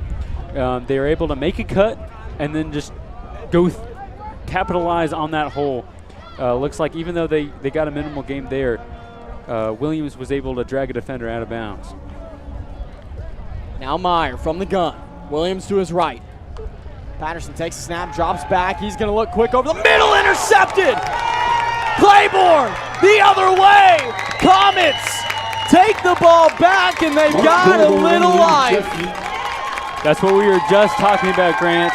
The Patriots, practically a perfect game to this point, but we know they've been prone to mistakes, and right there, Patterson Meyer makes a big one. The interception in the red zone gives the Classen SAS offense some new life. This crowd maybe getting back into it a little bit. Hopefully the offense can find their rhythm and make this game a competitive one. Here you see the replay and a little bit of pressure, a quick read, never looked away from the first man. Just like that, Mark Claiborne able to make him pay. Yeah, it looks like Meyer right there had predetermined who he was going to throw to when the snap came to him. Great play right there by Claiborne. Classen SAS, late substitution. There's nobody covering the slot on the right side of the field. Now the Patriots finally move up. They're going to give up the middle. Claiborne, gain of 4. Mark Claiborne, the ball appears 4 yards gain on that play. It'll be 2nd down. Remember, the Comets had a little bit of rhythm, a little bit of momentum last drive before they fumbled the ball, pretty much in the same spot of the field. Well, now it's time to. Now you know what you need to focus on. You need to focus on ball security. If you're gonna keep the ball on the ground, you need to make sure that you tuck it and wrap up if you're gonna take any sort of contact. 2nd and 6 after the run. Comets taking their time, under 6.5 left in the first half. Hard count got him, and I don't think we've seen a failed hard count yet tonight. I don't think so either. Well, as they march that one off, we have a bit of a moment. Why don't we hear from Desmond Williams? Des, what are you thinking? You know, Klassen's really got a lot of momentum going on right now after that interception. You know, that's really what they needed to kind of get some fire back in them, and I'd really like to see them capitalize on that. Thank you, Desmond. Now Mitchell with Claiborne in the backfield. Sniffer back up. They'll give to Claiborne up the middle. Mark Claiborne through the secondary will be brought down after getting through the 40-yard line. They'll give him the 41. All right, there you go. If you're the Classen offense, you know what works. You know what the the Patriot defense is susceptible to. You've had multiple running plays up the middle that have gone for good yardage. Even the fumble that they had last possession, they had a positive gain on. If I'm the Classen SAS Comets, I would keep on doing that. Make them put multiple defenders in the box to compensate for the run, and then try to do some sort of screen or outside pass and take advantage of the one-on-one coverage. Classen SAS. A timeout called by the Comets. That's their final one of the half. 5:35 left in the first half. How about a little bit of a stats update from Richie Overcash? Richie, if you're ready, why don't you talk to us? Yeah, really focusing on the OKC Patriots offense. Patterson Meyer, 5 for 8, 57 yards and a touchdown, 2 carries, 19 yards. This offense has 7 carries in total, and they are just dominating the run game. Lyle Edens also, three receptions, 41 yards, and a carry for 18 yards. He also has a touchdown. And then defensively for the Patriots, they are holding the Classen SAS offense to 3.73 yards per carry. Grant, back to you. Thank you for that, Richie. Man. Noah, it seems like something slightly unfortunate just happened to you. I wish I could describe it well to the folks that can't see what happened, but see, my iPhone was plugged into an iPhone charger that my friend Grant here had generously let me borrow, and the little lightning port that plugs into my phone has broken off. I've never seen that before. Communication for Noah Kent will be unavailable the rest of the day. 1st and 10. Dropping back and sending it away. High pass! Nearly brought in as Mitchell threw a dangerous one to the outside. He was looking for, well, I guess we don't know who number 5 is right now. Do we have it on? Well, that's what I was just talking about. If you have a bunch of run plays up the middle, then it seems like it's then time to try something on the outside. They have a play call right there. Unfortunately, it looks like the quarterback threw that a little bit too high, put a little bit too much air into that. In addition, the receiver kind of, here we go. Here we have a play here. Let me finish what my thought after that. Well, the run up the middle is going to be blown up in the backfield as that time Claiborne couldn't get anywhere. He'll lose one.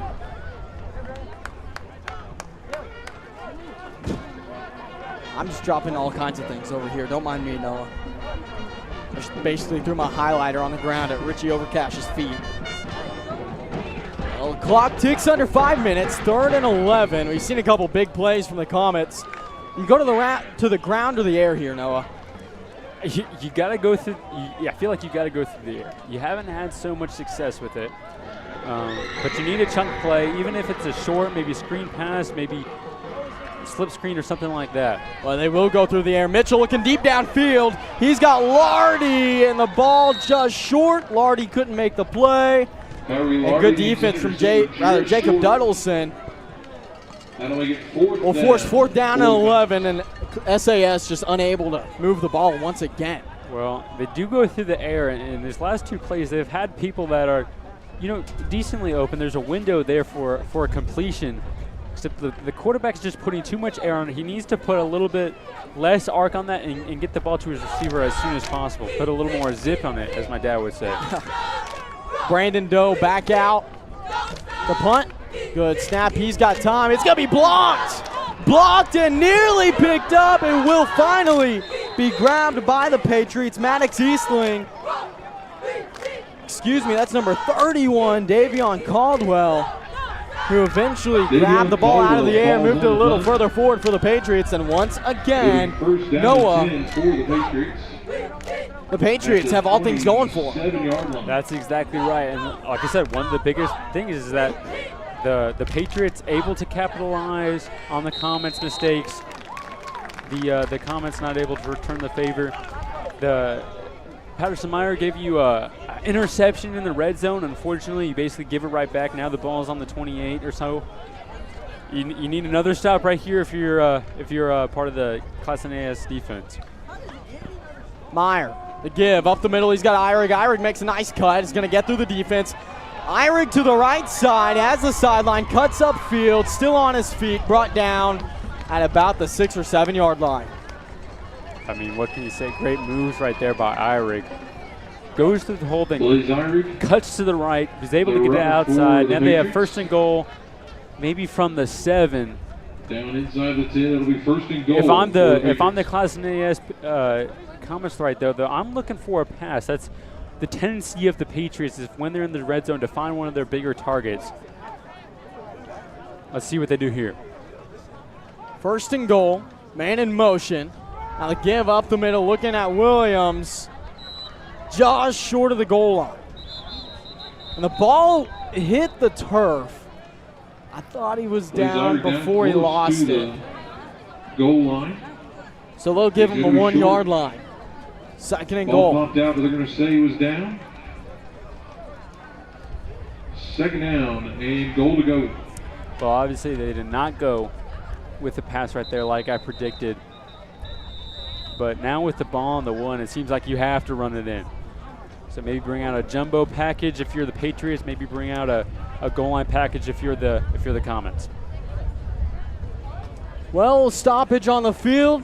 We've got about a minute break. We'll take it with them and be back after this. Everybody loves spending fun money. What would you do if TTCU Federal Credit Union gave you $200? Maybe something fun for someone else. Or something for you and your bestie.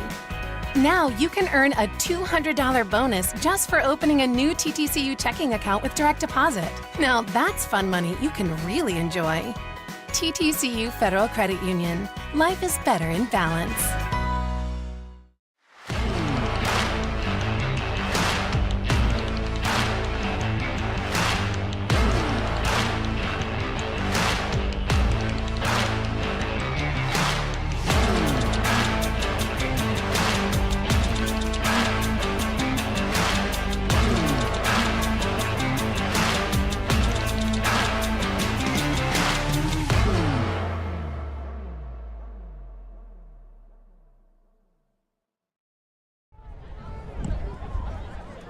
Well, we bring you back. Second and goal from the 1 coming up for the Patriots as they look to extend their lead by another touchdown. It's 20-0. The Patriots have already surpassed their season high, which was 14 coming into today.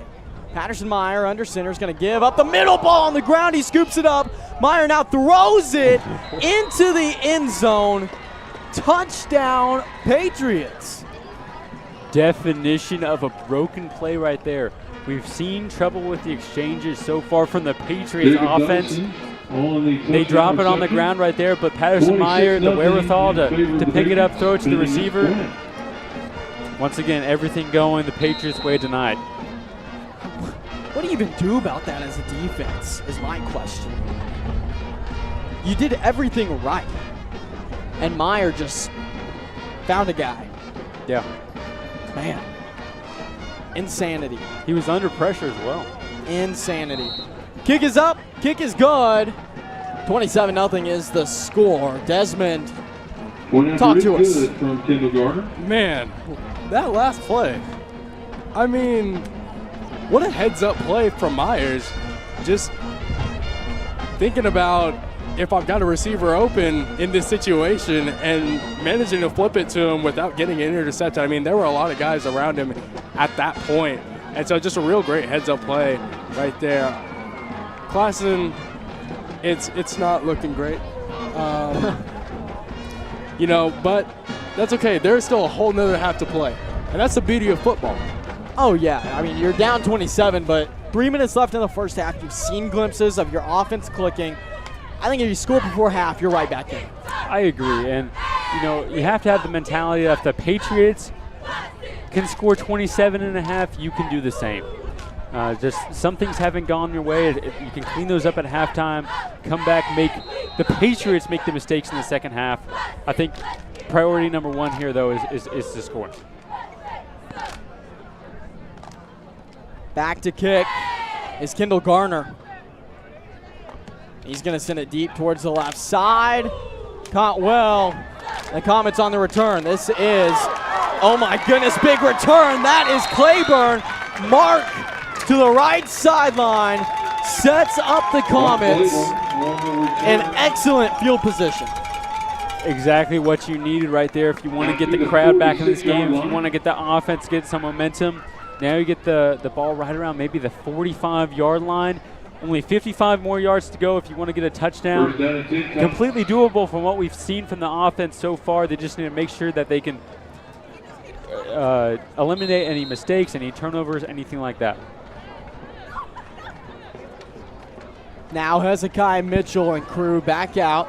Trips to the left, one wide to the right. Two running backs in the backfield. A little confusion on the trip side. Now Mitchell takes a snap. He's going to give, this time to Claiborne around the right end. Claiborne cuts it back. Claiborne finally shot out of bounds after a gain of 1. Good job by Claiborne right there to avoid tackles, to avoid the tackle for loss. Even though he gets a 1-yard gain, it looks like it could have been a 4 or 3-yard loss. So net gain maybe a 5. Great job, great effort right there. You live to see another down. Couldn't agree more with that one, Noah. 2nd down and 9 coming up. Clock down to 2:37 here in the first half. Mitchell. 3 out wide to his left, 1 in the backfield. They're going to let the clock roll down. The play clock at 0. Nobody's blowing their whistle. They finally do. The Patriots were begging the referees to blow the whistle. Mitchell just couldn't get the ball snapped.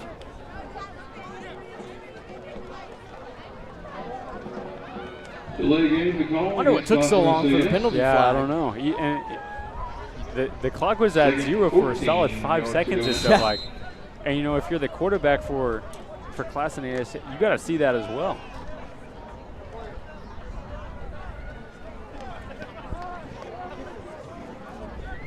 .237 on the clock, 2nd down and 12, maybe 14. Mitchell across the middle, good pass, caught Nathaniel Graves.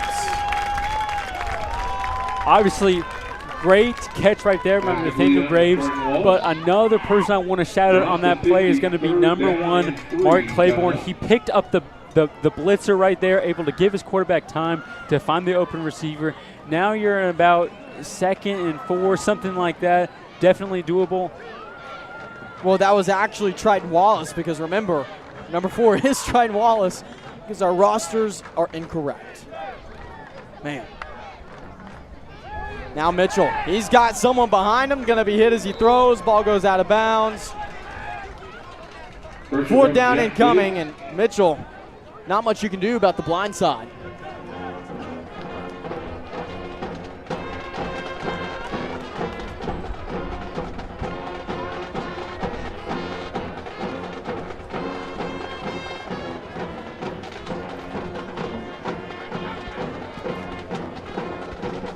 Fourth down and 4 incoming.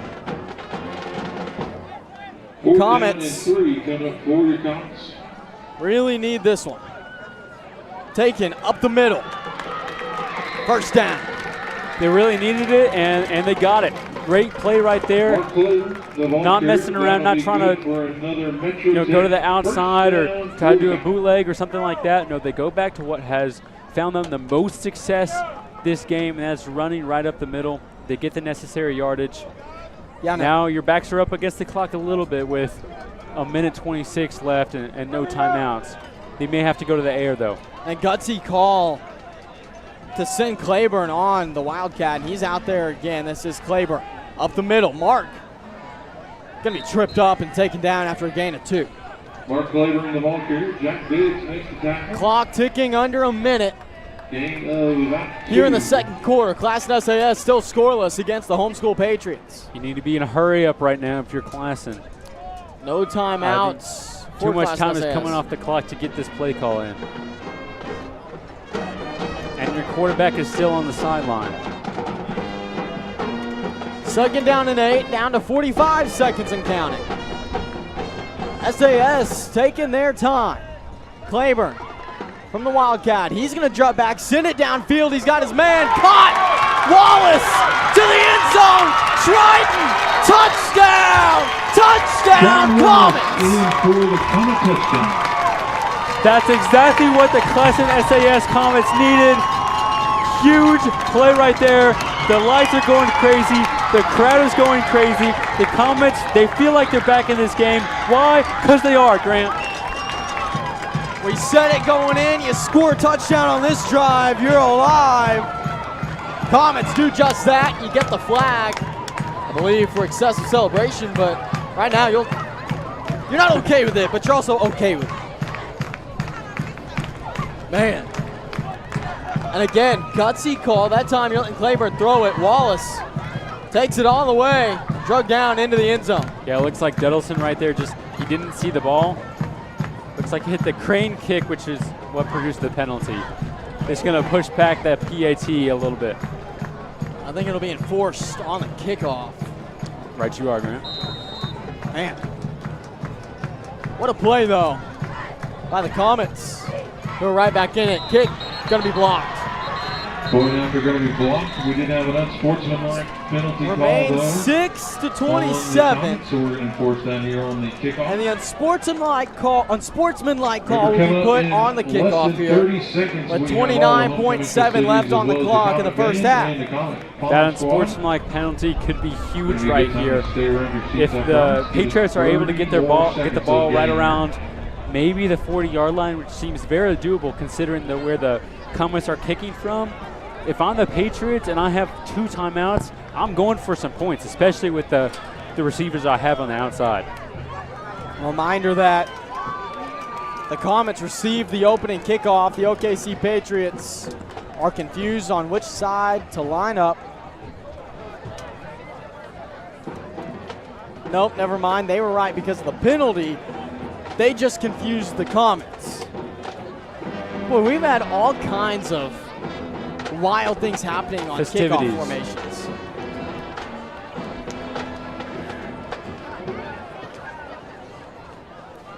So SAS, by the way, rocking the all-black uniforms, the blue helmets. Good look. It's a good look. 100% agree. I especially like the blue. Nice shade of blue, really pops. Is that an adjective I can use? It is. I think it is.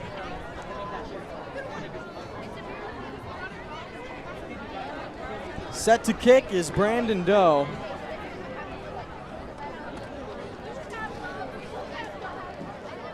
We'll see where he puts this one. 2-step kick. It's up short. Might touch the ground. It does. Ball on the ground. Finally scooped up by Edens. Edens to the right side. He's got all kinds of space. Leo Edens still on his feet. Tried to tightrope the sideline. The clock's still running. They'll bring it to a halt at 19 seconds.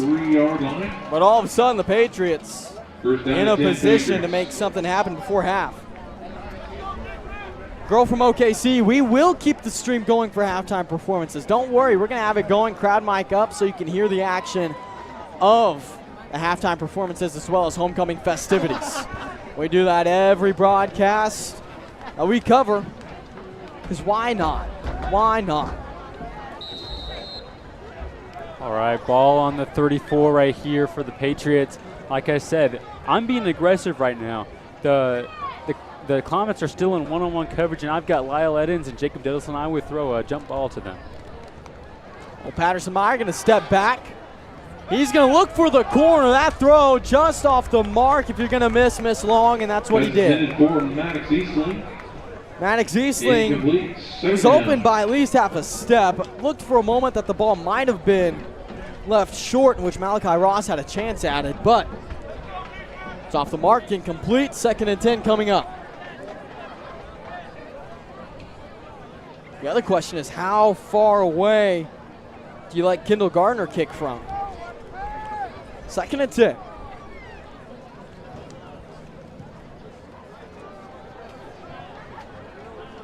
Meyer from the gun.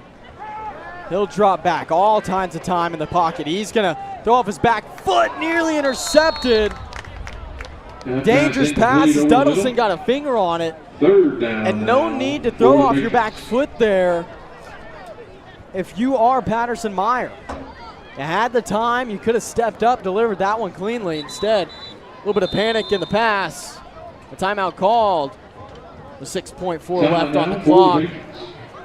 We'll take this one over to Desmond Williams. Desmond, what are your thoughts on these final moments?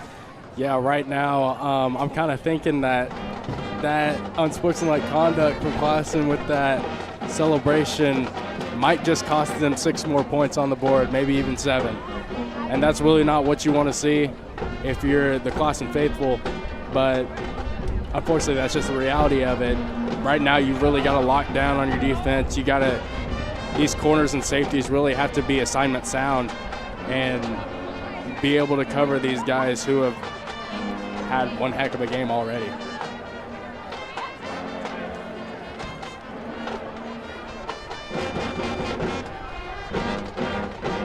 Sorry about that. No, I had you muted. I don't know why I muted yours instead of just mine, but I did. That's all good, Graham. That's user error on me. 3rd down and 10 coming up.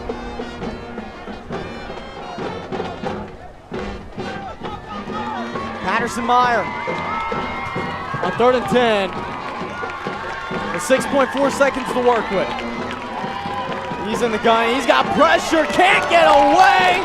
Brought down in the backfield. Walker Way. That will end the first half. It's a big-time sack. And Classen SAS with life heading into the halftime locker room. Oh, man. While we have a moment, halftime's one word, by the way. While we have a moment, why don't we hear from Desmond and Richie over Cash? What do you think the adjustments or the conversations are in the halftime locker room? Desmond, go ahead. So right now, if I'm Classen and I'm in the locker room, I'm telling my guys that the offense, we got to hang on to the ball. It's plain and simple. We got to hang on to the ball. We got to limit these turnovers that have been so costly to us. And we got to understand that this game is not out of reach. It is 21 points, and we've seen the Patriots capitalize on these turnovers and be able to do the things that they've been able to do, pretty much a perfect game, because they've been so assignment sound.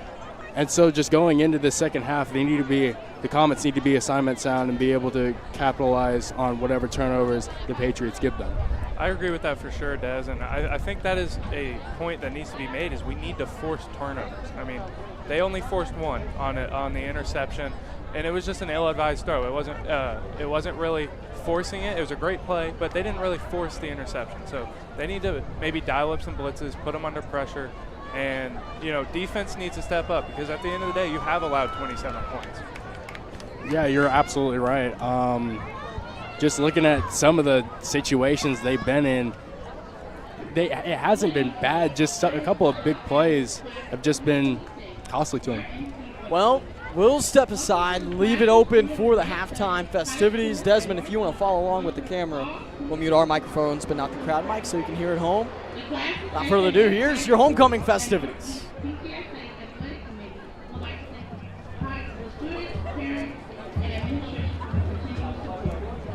Now we present to you your 2024 Fall Homecoming Court.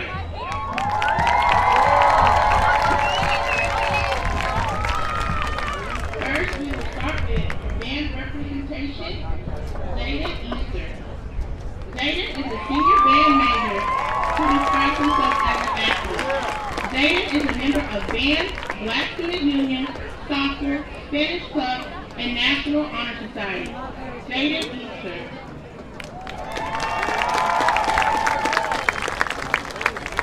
Also representing band is Isaac Gray. Isaac is a senior band member who describes himself as charismatic. Isaac is a member of band, Tulsa, Fireball, and Black Student Union. His favorite movie is American Assassin because the plot and dynamic is good. Isaac Gray.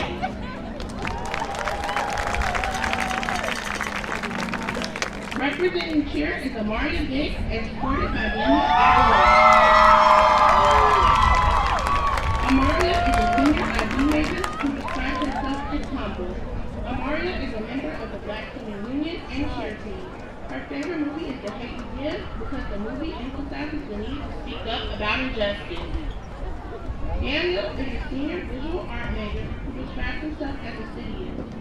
Daniel is a member of the Earth Club, Key Club, Asian Club, Latino Asian Police Program, and the football club. Amari Vick and Daniel Aguilar.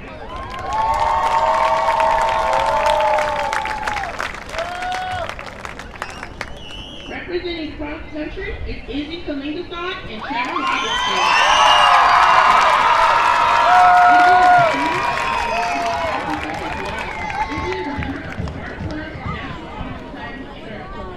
She serves as the Fireball's president and captain of the girls cross country team.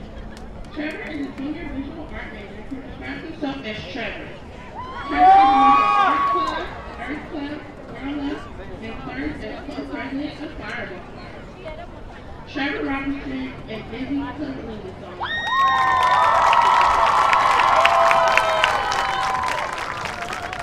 Representing football is Lamont Thompson, or as you may know her, LT, and Mark Claiborne.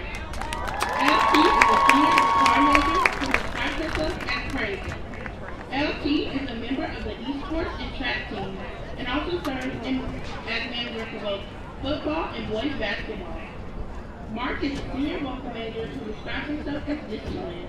Mark is a member of the Black Student Union, basketball, football, and track team. LT Thompson and Mark Claiborne.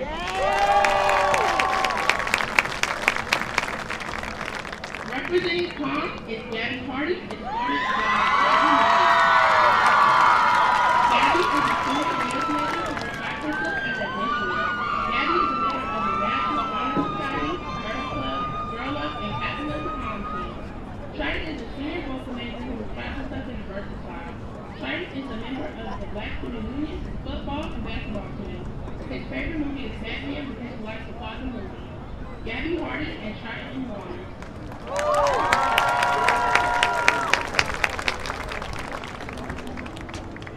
Representing softball is Deanna Mason, escorted by Tate Ball.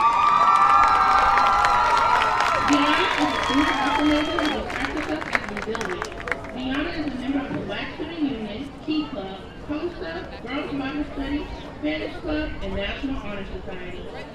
Tate is a senior piano major who describes himself as independent. Tate is a member of the football team and is very active with the piano department. Deanna Mason and Tate Ball.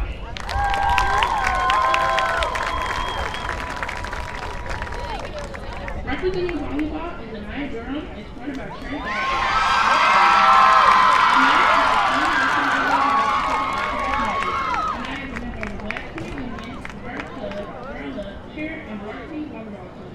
Trey is a senior active member who describes himself as thoughtful. Trey is a member of the Latin Club. Anaya Durham and Trey Walgreens III.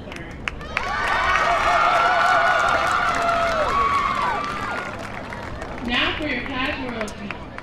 First, starting with the freshman class, is Piper Avant. Piper is a freshman member who describes herself as local. Piper is a member of Earth Club, Relic Club, Health and Wellness Club, Key Club, Economic Club, Speech and Debate Club, and she also serves as the historian for student council. Piper Avant. Also freshman class royalty is Anna Lee Gordon. Anna Lee is a freshman animator who describes herself as dedicated. Anna Lee is a member of Girl Up Club, Key Club, and Health and Wellness Club. She currently serves as freshman student council rep. Anna Lee Gordon. Sophomore class royalty is Ricky Johnson and New York to the Post. Ricky is a sophomore identity who is trying to teach the area. Ricky is active in student council, serves as council club president, and the running club. Dior is a sophomore identity who describes himself as person. Dior is an active member of Speaking Base. His favorite movie is Pre-3 because it is motivational and great. Ricky Johnson and New York to the Post. Junior class royalty is Charlie Taylor and Ian Booth. Charlie Taylor is a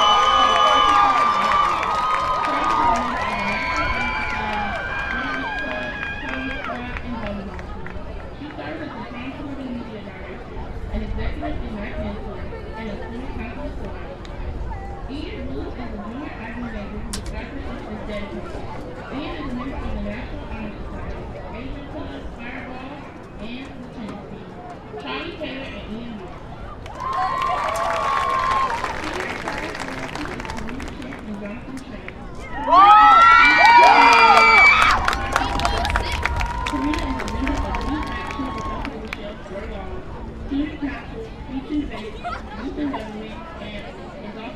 varsity girls ball team. Jonathan is a senior animator in the Classen SAS Club. Jonathan is a member of the Student Council, National Honor Society, Aces Club, and Tennis Team. Karina Chen and Jonathan Chen.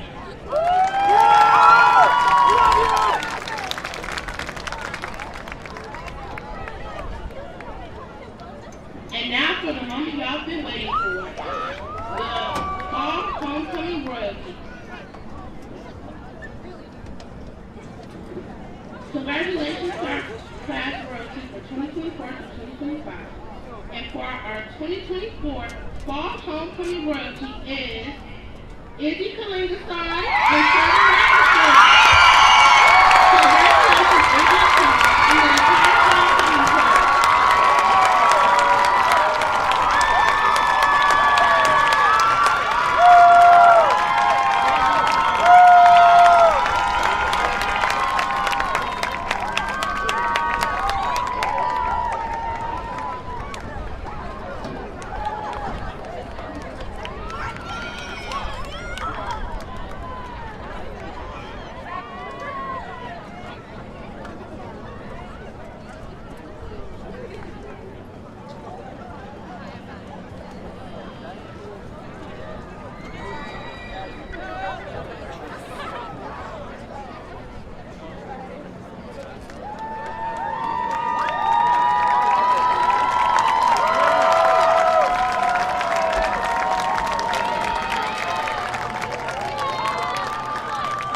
Squeeze in, everybody. Here's our picture. Squeeze in.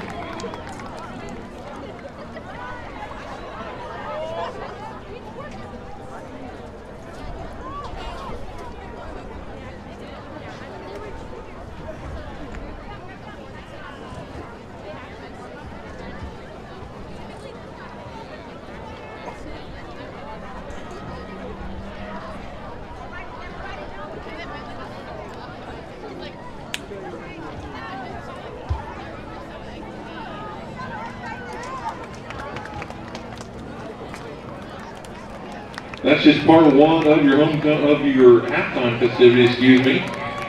Next up, we're going to have the Comet Band.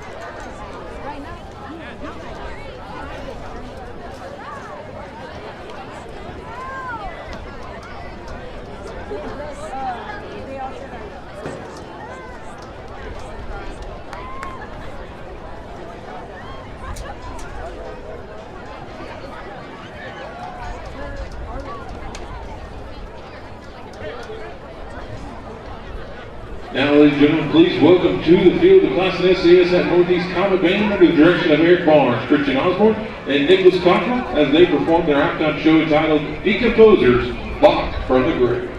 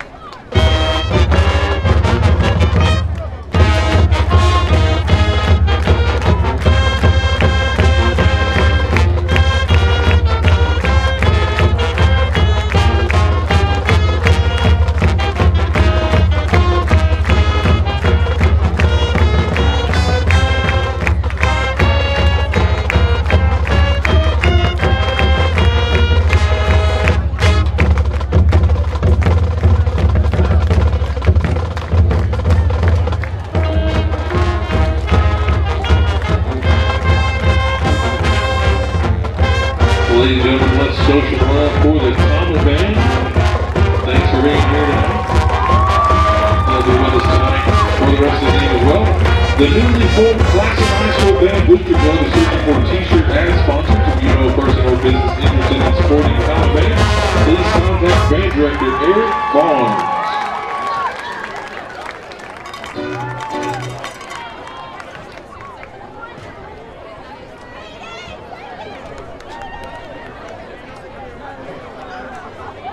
And now, for the final part of your halftime, the Classen Pom Squad coached by Mr. Rita Cheney.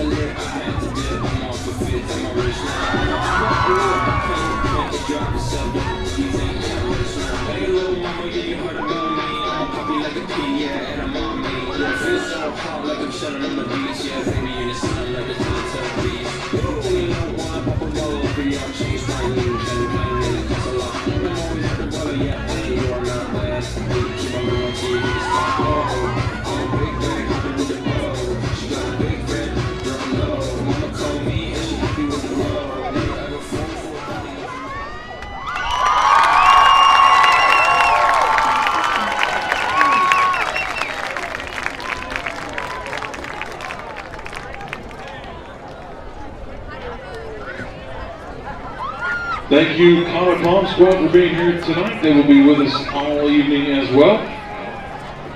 You've got just about a minute to be back in your seats for the second half. Need to run to the restroom, to the concession stand. Be back in just about 1 minute.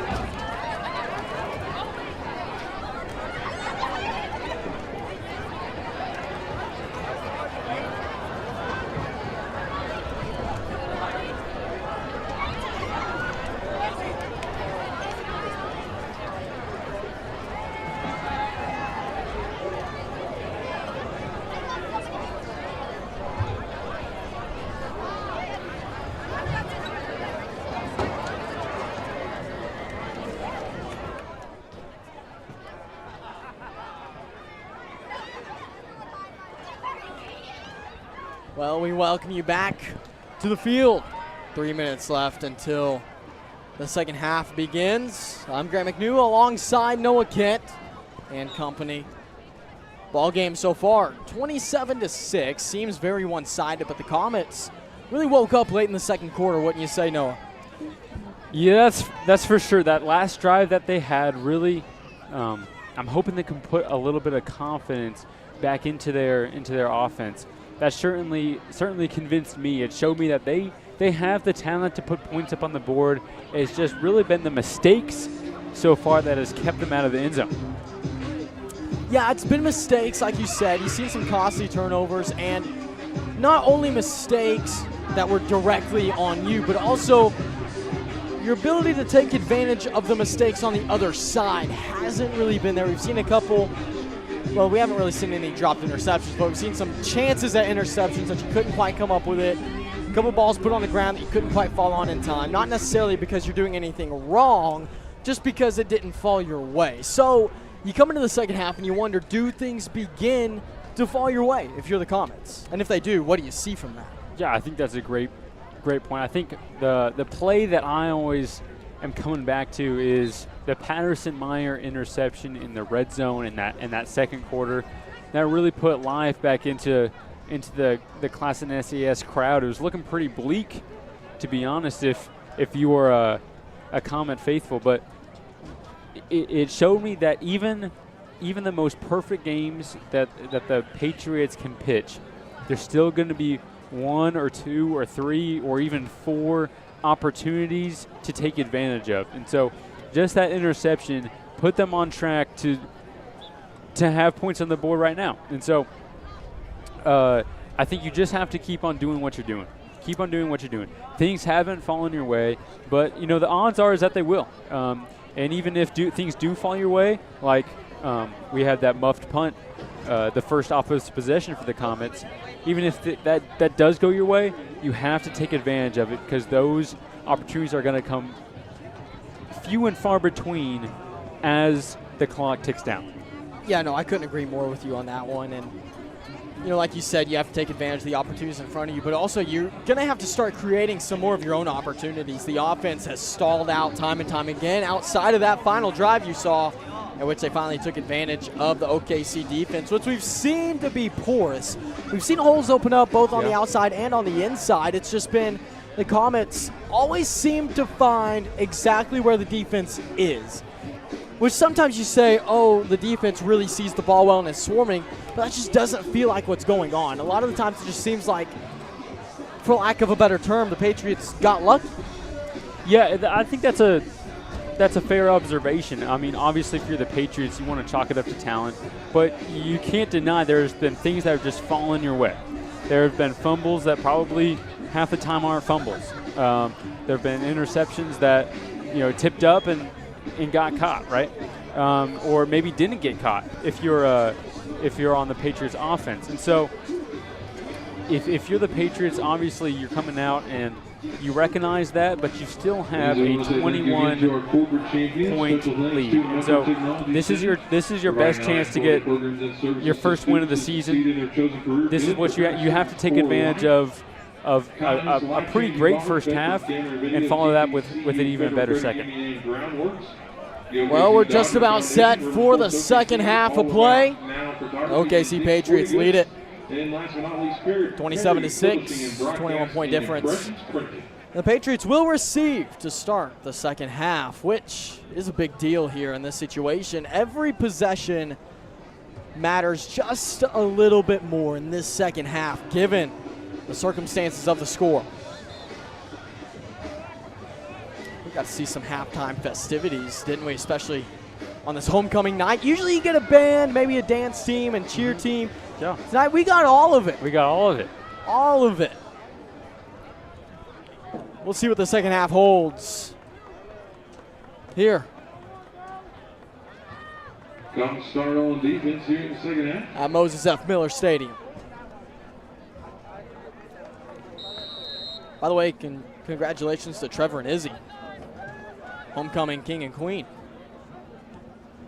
Short kick for the kickoff. It's going to bounce on the ground, still on the ground, finally jumped on by the Patriots. That was number 87, Doc Ballard. Dangerous kick, and I don't think there was enough swarming to the ball right there by the OKC Patriots. Noah, what did you think? Yeah, I'm trying to decide, was that by design or do you think that was by accident? Obviously, you put someone in a position to make a return that probably isn't used to it, which is why I was able to bounce past them. Luckily, the Patriots are able to fall on it, but if somehow the Comets recover, it basically acts like an onside kick. So maybe something to keep an eye on if we see another kickoff from the Comets. Patterson-Meyer in the backfield, ready to take the snap out of the pistol. Meyer, give, up the middle. Breaking through one arm tackle, and now cutting through the rest is Blaze Eyrig. He's off to the right side. Gets the first down yardage. It's going to finally be drug out of bounds at the 45-yard line. Yeah, I mean, we said it in the first half, but both Matthew Williams and Blaze Eyrig, they're able to make a cut, but they also have the power to make it happen, to drag defenders right there. He didn't go down. He was able to get the first down and carry a couple defenders down to the sideline. Been really impressed by both those two this tonight. Same formation. Man in motion. Patterson-Meyer. Going to give this time to the left side. Finding lanes. Going Eyrig, sideline, still rolling and will get in untouched. Touchdown Patriots. And there ain't no flags. 33-6 now. As you're going to see on this replay, just Blaze Eyrig, he has the speed to outrun all the defenders. He gets a couple key blocks on that left side, and then he just takes it to the house, and the Comets couldn't catch him on that one. Very, to be honest, very impressive drive right there by the Patriots. 2 plays, and they lengthen their lead. Extra point. Good snap, blocked. A diving block that time for the Comets. They're able to hold it. After his block. 27-point lead 33 for the Patriots. Now you have to answer, Noah. You certainly do, Grant. You certainly do. Especially, I mean, you had to answer anyways coming out of halftime, but especially after that drive by the Patriots, your offense really needs to put points on the board. Really needs to put a touchdown on the board, to be honest. I don't think a field goal would cut it at this point of the game with this score the way it is. So where do you go? Well, I think it really has to start and stop with Hezekiah Mitchell and Dryden Wallace. Also throw Mark Claiborne in there as well. That three-headed monster has been your offensive playmakers this game, and so you're just going to have to find ways to put the ball in their hands, make them create.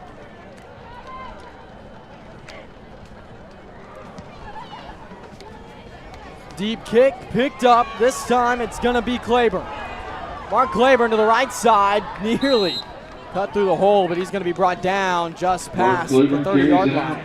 To about the 32. That's where it'll be first down and 10 for the Comets.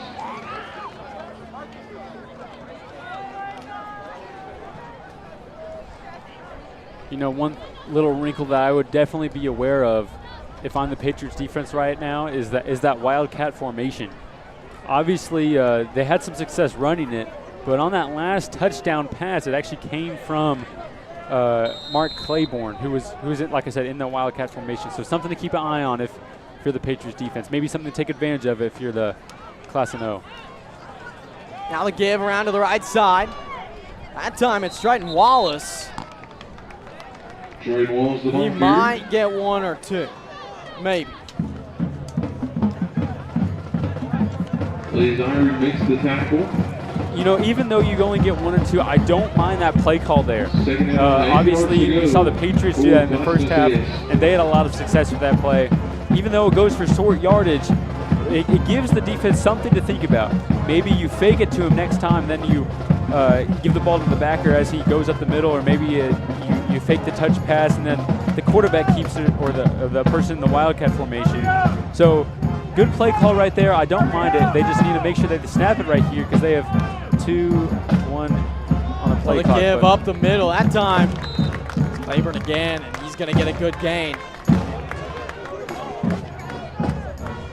3rd down coming up. Noah, what do you call? Well, for me right now, I recognize that I'm in 4th down territory right now. You know, I realize that there's 10 minutes left. It's the 3rd quarter, but you need a score at any means possible. And so I'm keeping what's going well for me. I'm running it up the middle, and then if I don't get it, I go for it on 4th down. Now on the right side, Claiborne has it. He's going to get into 1st down yardage. He's pushed out at the 45. Yeah, I mean, there we go. Great play call. Claiborne, once again, one of your playmakers. You have to find ways to get the ball in his hands, and I think that's 3 consecutive wildcat formations to start off this drive by the Comets. Obviously, they saw success with that on the last play of the first half, and it looks like they're continuing with that. I mean, what can you say? If it's working, you might as well stick with it. Now they give left side, blown up in the backfield. Nowhere to go for Kyrie Lardy. He was hit hard by Maddox Eastland.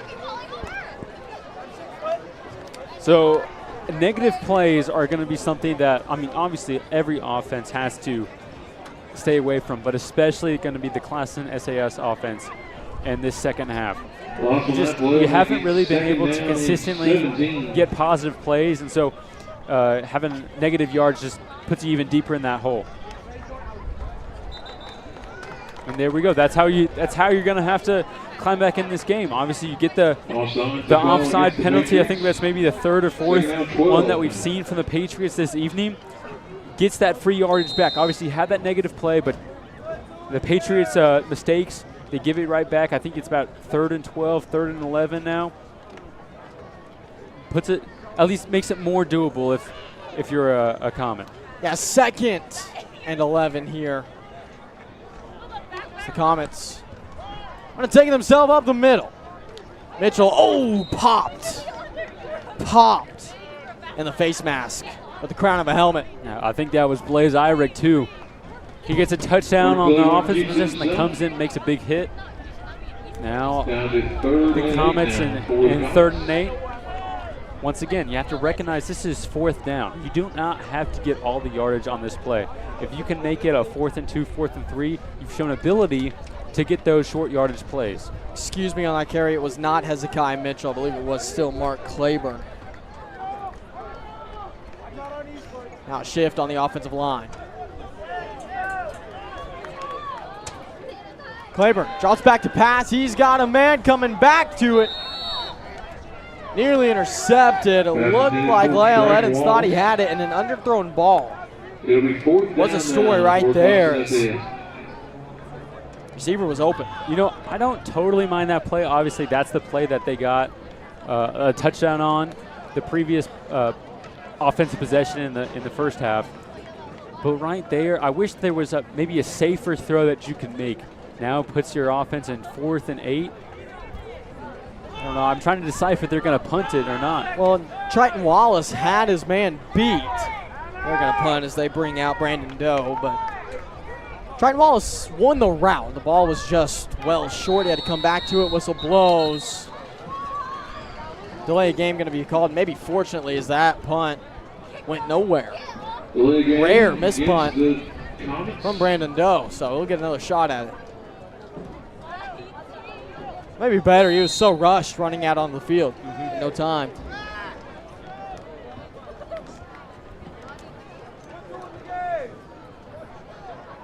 Once again, we touched on in the first half, but Brandon Doe, he has the leg to make a big punt. Just about, can he get the snap off? Can he make an accurate one? Let's see what he does here. Good snap. This time it is a knuckler. It's going to bounce and die at the 36. So a good punt that time for Classen SAS. SJ, I apologize. We can't find any reports on the Northwest Classen versus Western Heights game. And unfortunately, we can't cover that one. We are here covering this game, but we can't be there for Northwest Classen Western Heights. You know, just something to point out, Grant. Obviously, you had it 3rd and 8, and then you get the incomplete pass, and that's 4th and 8. You punted right there to give your defense about 15 to 20 yards of field position. I feel like that maybe if you managed your play calls better right there, you could have just put your offense in a better opportunity. Oh yeah, I agree wholeheartedly. You have to. I mean, I like. It's just so tough because I like having Claiborne out there in the Wildcat. He's done really well, even on the passing plays. He's been serviceable as a quarterback, but also in that 3rd down situation, I would have liked to see Hezekiah Mitchell, given I don't know the circumstances on the sideline. Coaching staff does. That's just one broadcaster's opinion. Patterson Meyer from the gun, one man to his left. That's Blaze Eyrig. He's going to fake the give. Now look left side, high pass. Eddins couldn't get up for it. Again, ball thrown high.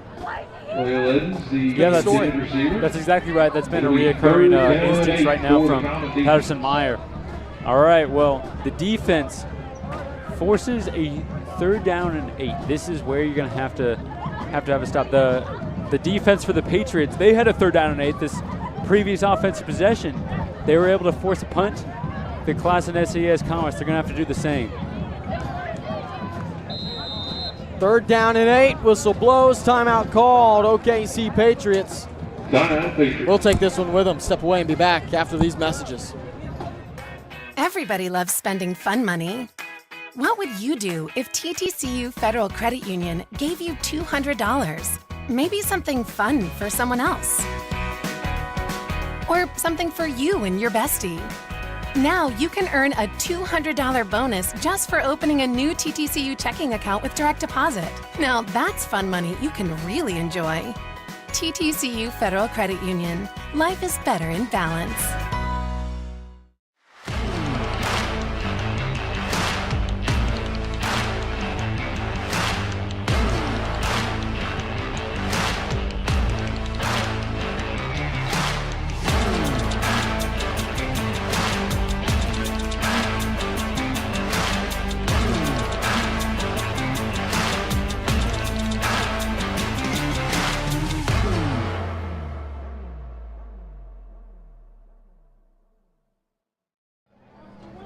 And we bring you back to the action. 33-6.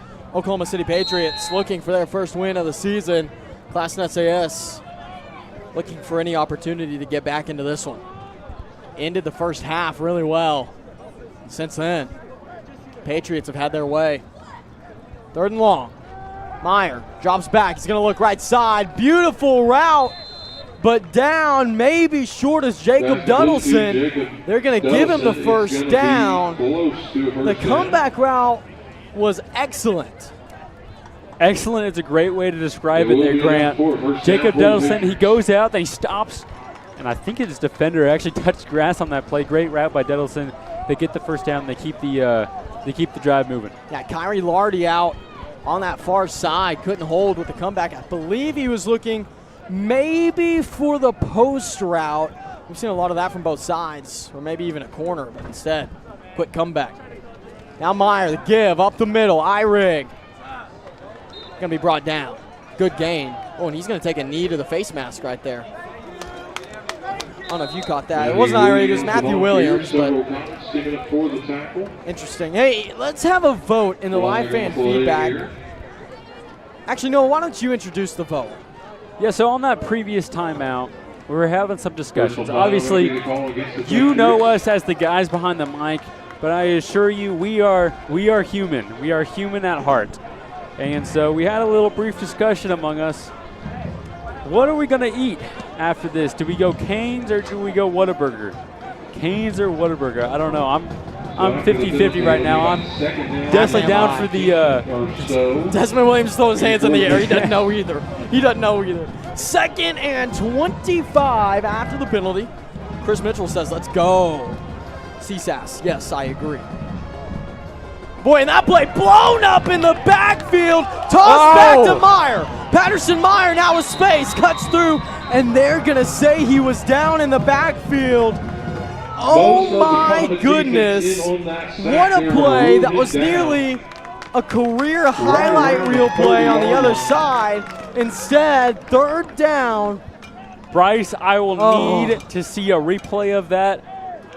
I really don't know how to decipher it. First off, great wherewithal by both parties, by the running back and Patterson Meyer to get that exchange mistake-free, but then was he down, Grant? I don't know. I don't know. Well, there's another play coming up here. Patterson Meyer under center.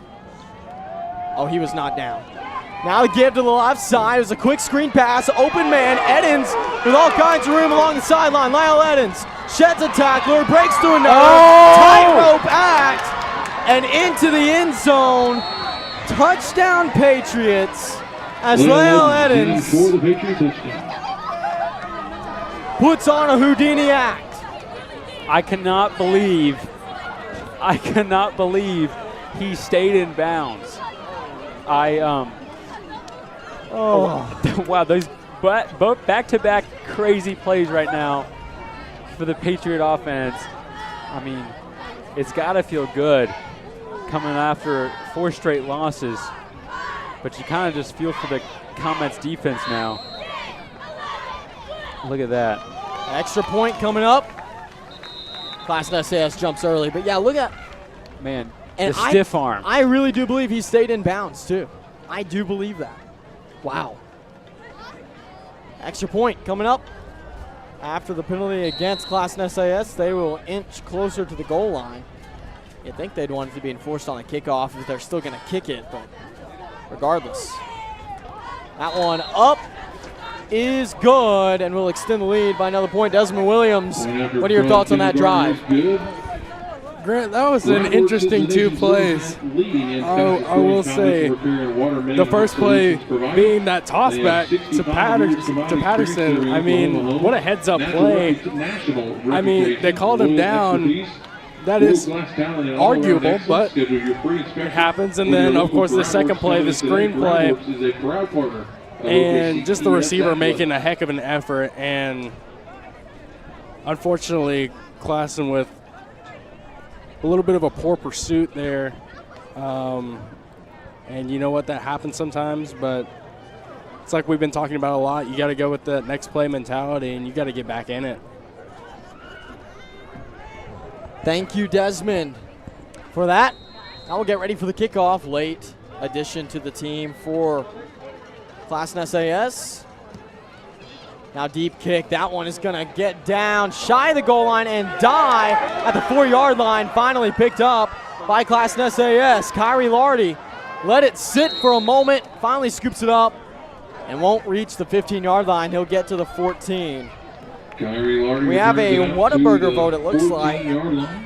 Classen SAS gets Whataburger after a touchdown. Is that what that means? Chris Mitchell, please expand on that statement. Please expand. I am curious. Man, I was impressed by that kickoff by the big fella, Kendall Gardner. Able to kick it right down the 2 to 3 yard line. Impressive right there. He's been consistent with his kickoffs all night, man. I'm impressed by him. Now Richie chimes in with Canes. Okay. Richie's in the booth. I'm not sure if that vote counts, but we'll see. Richie, bro. Keep doing stats, bro, man. Mitchell. Keep it focused, bro. That's Kai Mitchell in at quarterback. Late substitution for Classen SAS. They needed another receiver, and they give left side looking for Lardy. Lardy around the edge, flag in the backfield. Kyrie Lardy on his feet. Kyrie Lardy down the sideline, topped down. A flag flies in the backfield, but if it stands, Kyrie Lardy just had a big highlight reel play. We'll see. I mean, a little bit of a highlight reel play regardless, Grant. The speed that he had to get to the edge was impressive. However, it looks like there's actually going to be 2 penalties. Both on the offense. Yeah, both on the offense. I mean, that's the story of this game. Classen SAS, I keep on saying, Classen SAS just cannot get out of their own way. Yeah, and you know, we talked about it last week in the game we covered. There are metal detectors, but somehow it gets through the gun to shoot yourself in the foot. So far, Classen SAS just hasn't been able to put that gun down. Scores 40-6. Oklahoma City Patriots holding on to the lead.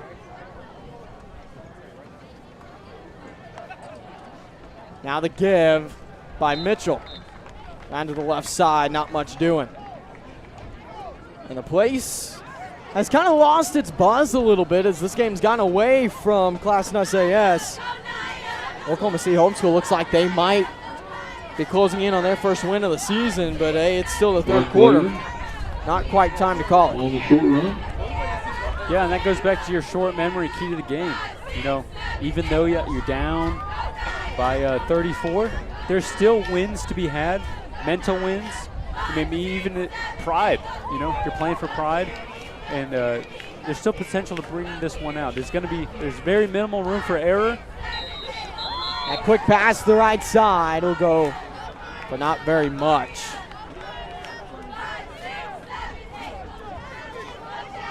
Malachi Ross now for the Comets.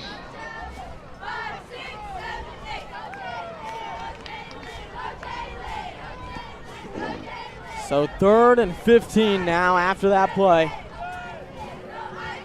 The next break, we'll get to hear from stats expert Richie Overcash. I know he's got some stuff for us. He really digs deep. Yeah. Mark Claiborne to the left of Mitchell. Hezekiah takes a snap, quick pass, intercepted. The pass looked like it might have been intended for Claiborne, who was out on a wheel.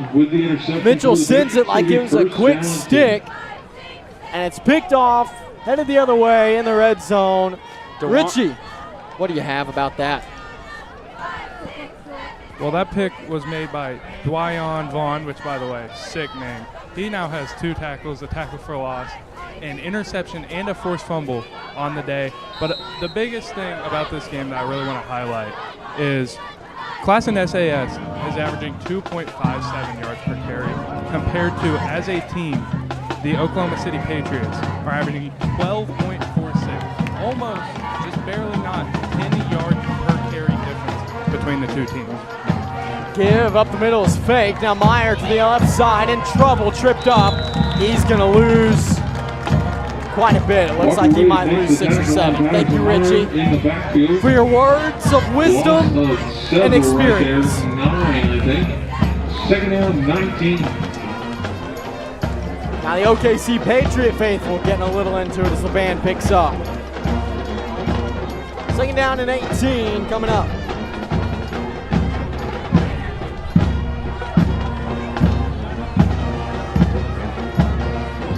Patriots lose 8 on that play. They bring Patterson Meyer back out.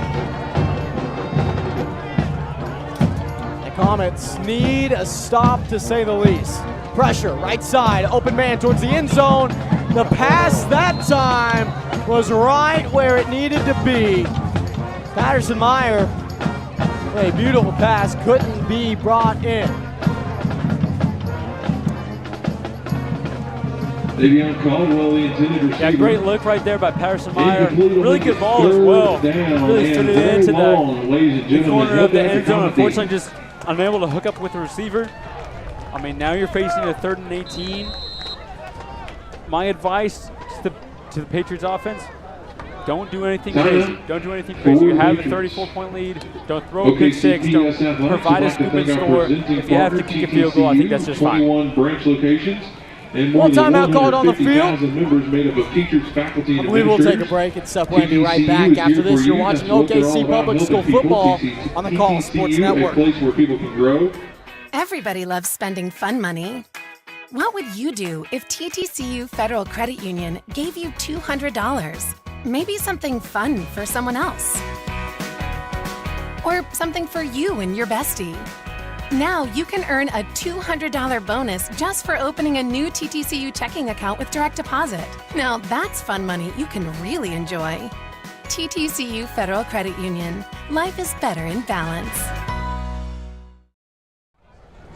Well, we bring you back to the field. 40-6 is the score. Oklahoma City Patriots came into today only scoring 14 in their best offensive output. Until tonight, they're up to 40 as we stand in the 3rd stanza. Yeah, and I think, Grant, we knew that they had the ability to. They had the weapons to put big points on the board. It's just a matter of, could they get it out of their own way? Could they be disciplined enough to capitalize on it? And they've done so tonight. Meyer from the gun, takes snap, looks to the right side. He's looking to the end zone, open man towards the corner. Ball overthrown. You wanted to send that one a little closer to the sideline. Instead, he goes looking for the out-of-bounds line up by the goalpost. The back corner was not where that needed to go. I saw that as well. And in addition, I think you had Jacob Dillson pretty close on the far sideline. I think he was running open. I think there's yards to be gained there if he passes to Jacob Dillson. Yeah, I agree with you. At first, I saw Duddleson and thought surely that's where the ball was headed.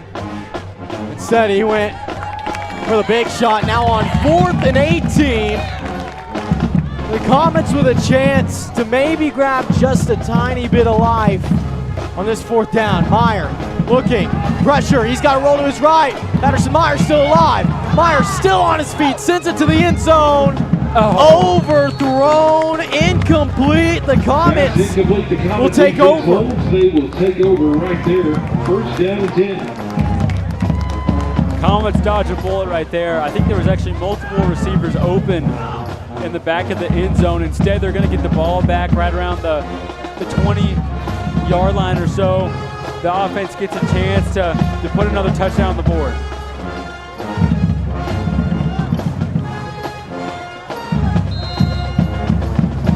Like you said, the Comet offense back out.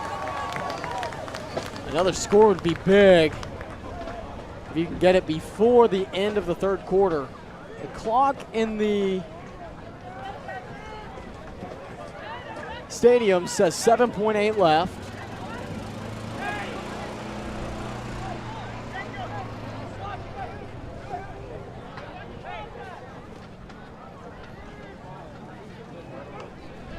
Now Claiborne takes the snap, ball on the ground. He's going to jump on it. And that's going to do it for the third quarter. Ball on the ground with the low snap. Claiborne jumps on it. Classen SAS retains possession as we head into the fourth. OKC Patriots look good, feel good. We'll take a break and be right back after this.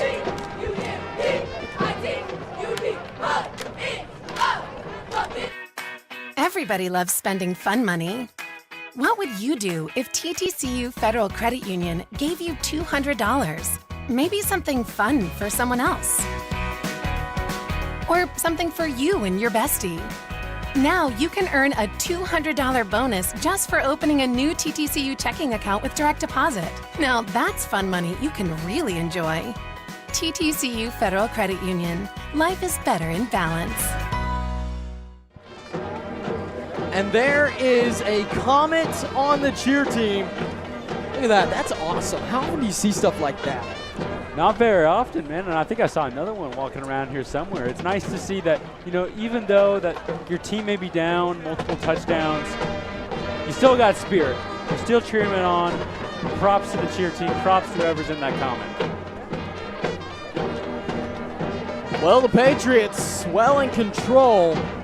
40-6 as second down is coming up for the Comets. First taste of victory for the Oklahoma City Homeschool Patriots coming into this point of the season. Classen SAS threatening to drop to 0-3 this year.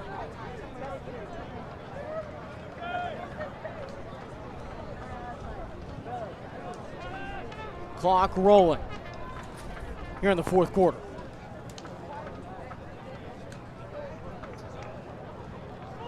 Now the snap and run to the left side. This is Claiborne and Mark get a decent gain before he's finally brought down.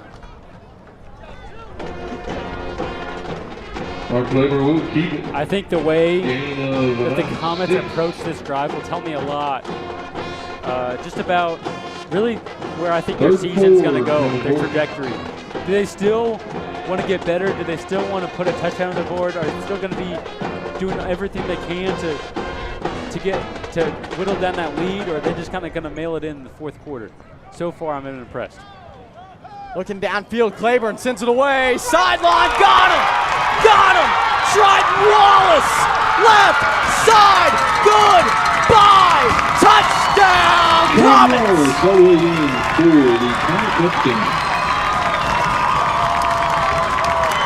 And the crowd on their feet at Moses F. Miller Stadium.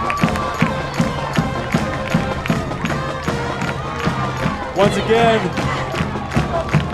a long touchdown via Mark Claiborne at quarterback. And the Wildcat formation this time, he finds Triton Wallace for the long score. That's exactly what they need, a little bit of shot in the arm, a little bit of adrenaline. Great work by the offense. Extra point on the way, good snap, good hold, kick, sails through the uprights. 13-40, and it's bleak, but it sure ain't over with 10:54 left in the fourth. On the kickoff. And if I'm Classen SAS, desperately you need the ball back. and you almost say desperately you throw it back up again to Triton Wallace on the sideline. He's been open. You've just been throwing it short. You finally put it in the breadbasket. Touchdown. Yeah, I think the difference between the two offenses is that the Patriots have been able to go to the receivers on the outside, able to get long scores, really take advantage of the one-on-one coverage, and so far we haven't seen Classen have the ability to do that. It's just until that previous play. Right there, great work by the offense, put the ball up right where Trenton Wallace can get it. He comes down with it, and now, I mean, once again, you said it. It looks bleak, but there's still a chance, there's still an opportunity to pull this one out the fire. So with the penalty flag, SAS will kick from the OKC 45. They go onside.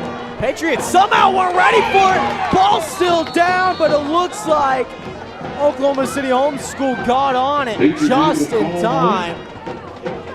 Oh man, that was close. That was really close. I'm definitely, I mean, if I'm a Patriots fan, I'm feeling very lucky right now because there was a serious opportunity to recover that ball.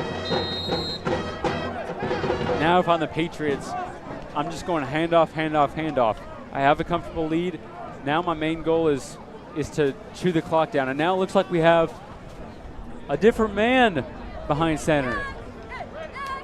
I don't think that's Patterson Meyer, but I can't get the number quite yet. Looks like it's Deacon Tupp, number 4. She's brought down in the backfield after that give. Not much room that time for Matthew Williams. Second down coming up.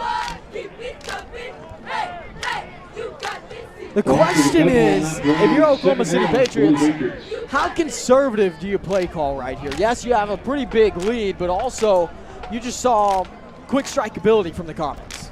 Well, Grant, I think you have to actually be pretty conservative. Obviously, you have a 27-point lead.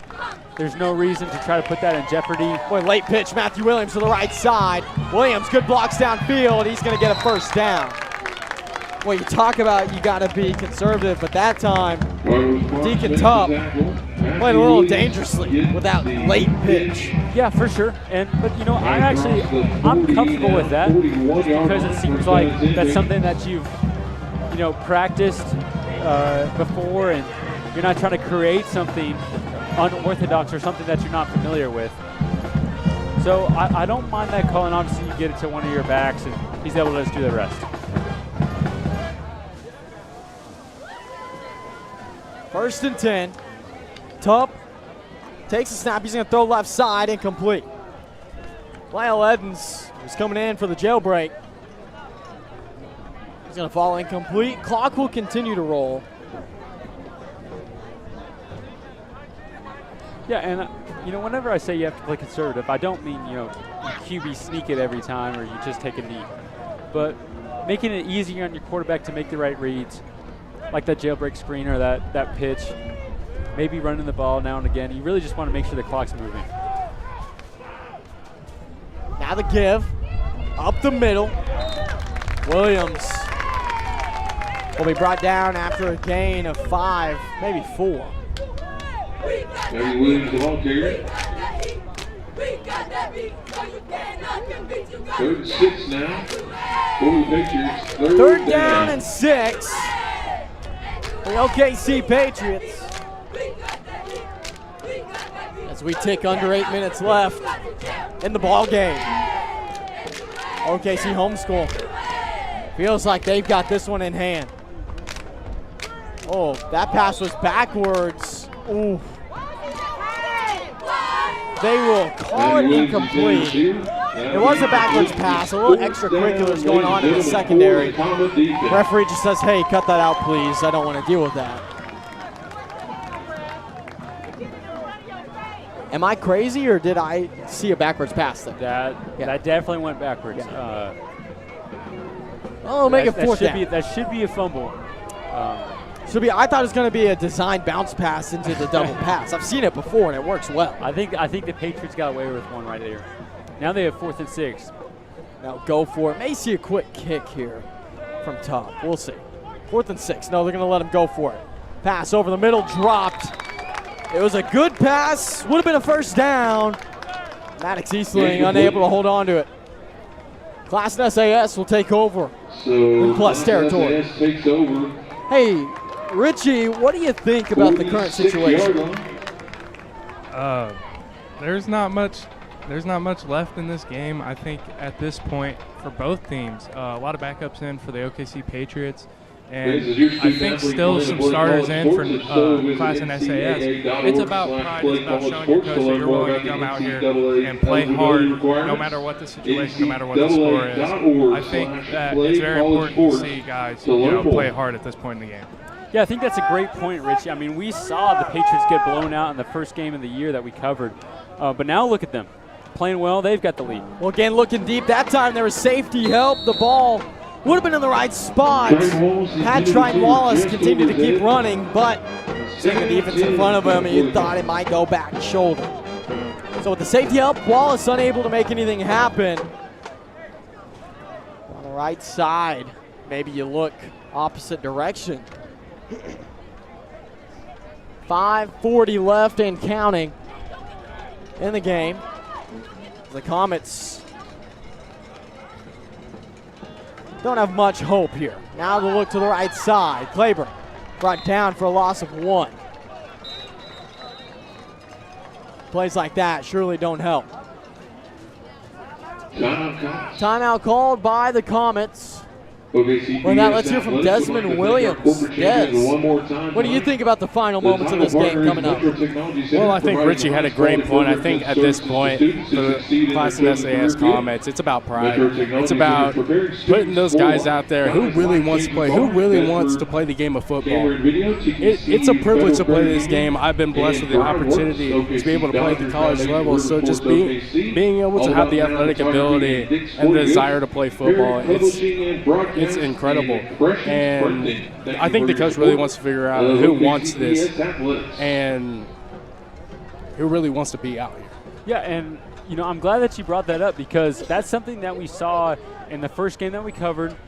Southeast just blew the doors off the Oklahoma City Patriots. But one person that impressed me that game was Matthew Williams. He was still going as hard as he can with every play. He was making plays on the defense and offensive side of the ball. And now you see that he's gotten a lot of touches. And so I think he really gained a lot of respect by the way he played in that game. And I think he's reaping the rewards of it today. 3rd down and 10. They'll fake the give. Now take it to the left side. Boy, in an open lane, still on his feet. Finally brought down was Claiborne. I thought he had gone down way back, but instead it'll be penalty flags that go down way back. This one's coming back. Against Classen SAS, this one will come back. I mean, you got to only assume it's going to be a hold here. I think 2 flags on the play, they'll back it up about 10 yards. I mean, how many times are we going to say it, Grant? Story of the game. Story of the game is Classen SAS cannot overcome their own mistakes. Yeah, so a 37-point game for the homeschool Patriots. We've put up 40 points. And part of it is the Patriots seem a little more comfortable with themselves than they have in games past. But the other side is this is a team that hadn't put up more than 14 at any point this season. Now reversing field headed the other direction. Are you kidding me, Maddox? Excuse me, Kyrie Lardy nearly had something huge right there. It's going to be brought down. The long period. Man. That's exactly what Des and I were talking about. It shows that you're not just willing to go down. You're not willing to take the tackle for loss, even though that play, in the grand scheme of things, is not really going to affect the outcome of this game. Just by showing that you're willing to do it, A, gains the respect of the fans, and B, gain the respect of your coaches, and I think C, gains the respect of your teammates as well.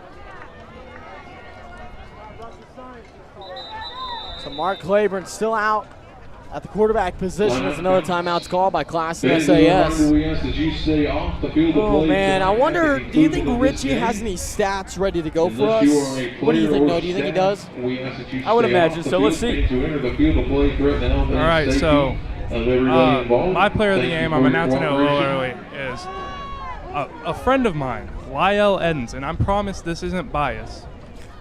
5 receptions, 7 targets for 187 yards, 2 touchdowns, and then he has a carry for 18 yards. He has been phenomenal. And then on the other side of the football, how about this? 3 pass breakups. Just an incredible game for Lyle Edens. Yeah, that's a good point. Coming in, he was a player that you wanted to watch for OKC, knowing that his athleticism and his aggression was on full display against Southeast in a tough loss there. But coming out with maybe a bit of a closer matchup, you thought maybe it's lining up for him to have a big game, and here you see it. She overcashed with excellent insight right there. Well, we have a break. I'd also like to just remind the viewers, we are still deciding where we're going to go eat after the game. Cane's, Whataburger. Put your vote in the chat. Put what you get at both those places in the chat. We'd love to find out. High snap. Will bounce right back to the punter. The throw over here. Looking for Claiborne. Mark Claiborne puts a man on his back, shy of the first down marker. But how about that pass from Brandon Doe just for the excitement? Oh, Great effort. yes. I mean, First down and 10, Patriots. I understand that they didn't get the first down, but does it matter? What a highlight play. Now look at this. Boom. Puts him on his back and lets him know about it. My favorite part is Mark Claiborne talking his stuff on the turnover on downs. I love it. I love it. I love it.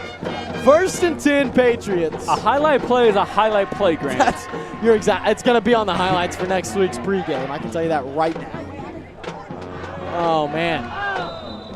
Each team with 1 timeout left.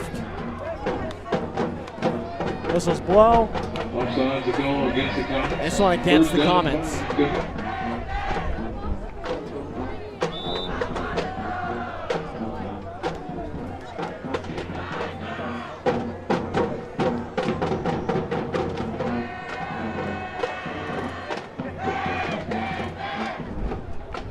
First and 5 now for the Patriots after the penalty flag. The give up the middle. Williams has a wide open hole. He's going to look right side, spin back in, take a big hit, still on his feet, on the sideline. Williams still driving forward. He loses the football, but he's already out of bounds. Matthew Williams, what do you even say about that? That kid is insane. I am a big fan of number 28. I'm a big fan of number 28. First down and 10. Loved watching him week 0.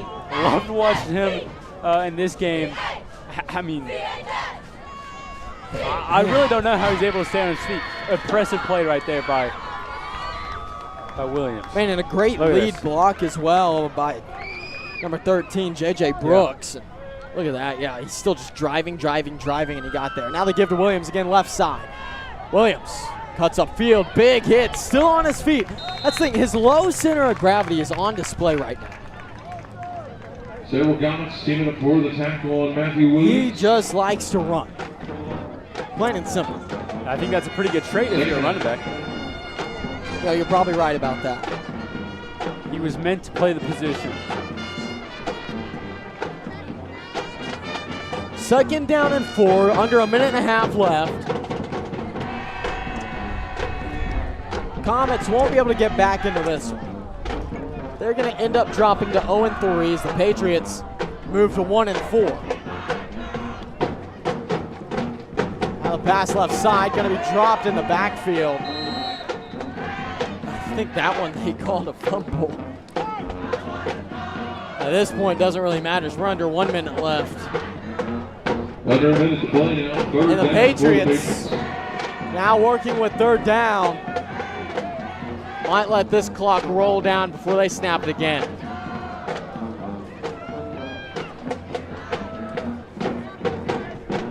Deacon Tup ready to take the snap. That one, Vaughn back there with him, as is Williams. High snap. Williams almost had it picked up. He takes a hit. Ball still on the ground. Finally jumped on by Tupp. Deacon Tupp falls on it. So Deacon Tupp jumps on the football, and that's going to be enough to bring us to the end of the game. 40-13, Classen SAS going to fall in this one to the Oklahoma City Homeschool Patriots. Score, the Patriots 40. SAS drops to 0-3. The Patriots jump to 1-4 as their losing streak is broken here in week 3. Noah, what did you see in that game? Well, let's start with Classen SAS. You came in to the game with a lot of questions, not a lot of answers. And I think you leave the game still with a lot of questions, still with not a lot of answers. You really don't have a good identity.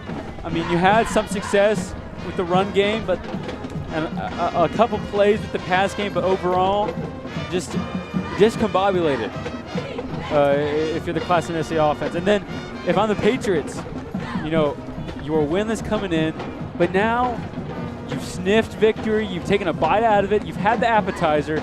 Now it's time for the main course. Can you continue the win streak? Can you? I think they're playing a team from Texas next week. And we all know that Texas football, let's be honest, Grant's just different. It's a different overrated. breed. Okay, it's overrated. But no, you're right. Regardless, they're playing a team from Texas. They're in Texas. Opportunity right there to build on this win. It's a get-right game, and I think they got right. We were impressed by what the offensive output and the defensive stops. I think it's definitely a momentum builder if you're a Patriot. Yeah, it is for the homeschool Patriots, but on the other side, it's just pain right now for Classen SAS. They're getting ready to head over to Bishop McGuinness, a perennial powerhouse in Oklahoma high school football, and boy, facing the Irish after tonight, that's a tall task to say the least. So that's just a little bit scary after tonight. That's all you can really say about that. But for us, we've got a bit of a different story. We will not be there for that game live here on the Call Sports Network. Instead, we will be headed over to Twidwell Stadium, where we're going to see Star Spencer take on Anadarko. Another Friday night game. Friday night. You got to love it. Friday Night Lights. Any final thoughts, Noah, before we close this one out? No, not really. As far as the game goes, I do want to shout out just the homecoming festivities. Oh, I mean, I don't even go to the school, and I think I had a blast. So it was fun to see the spirit of the Comets on full display. Yes.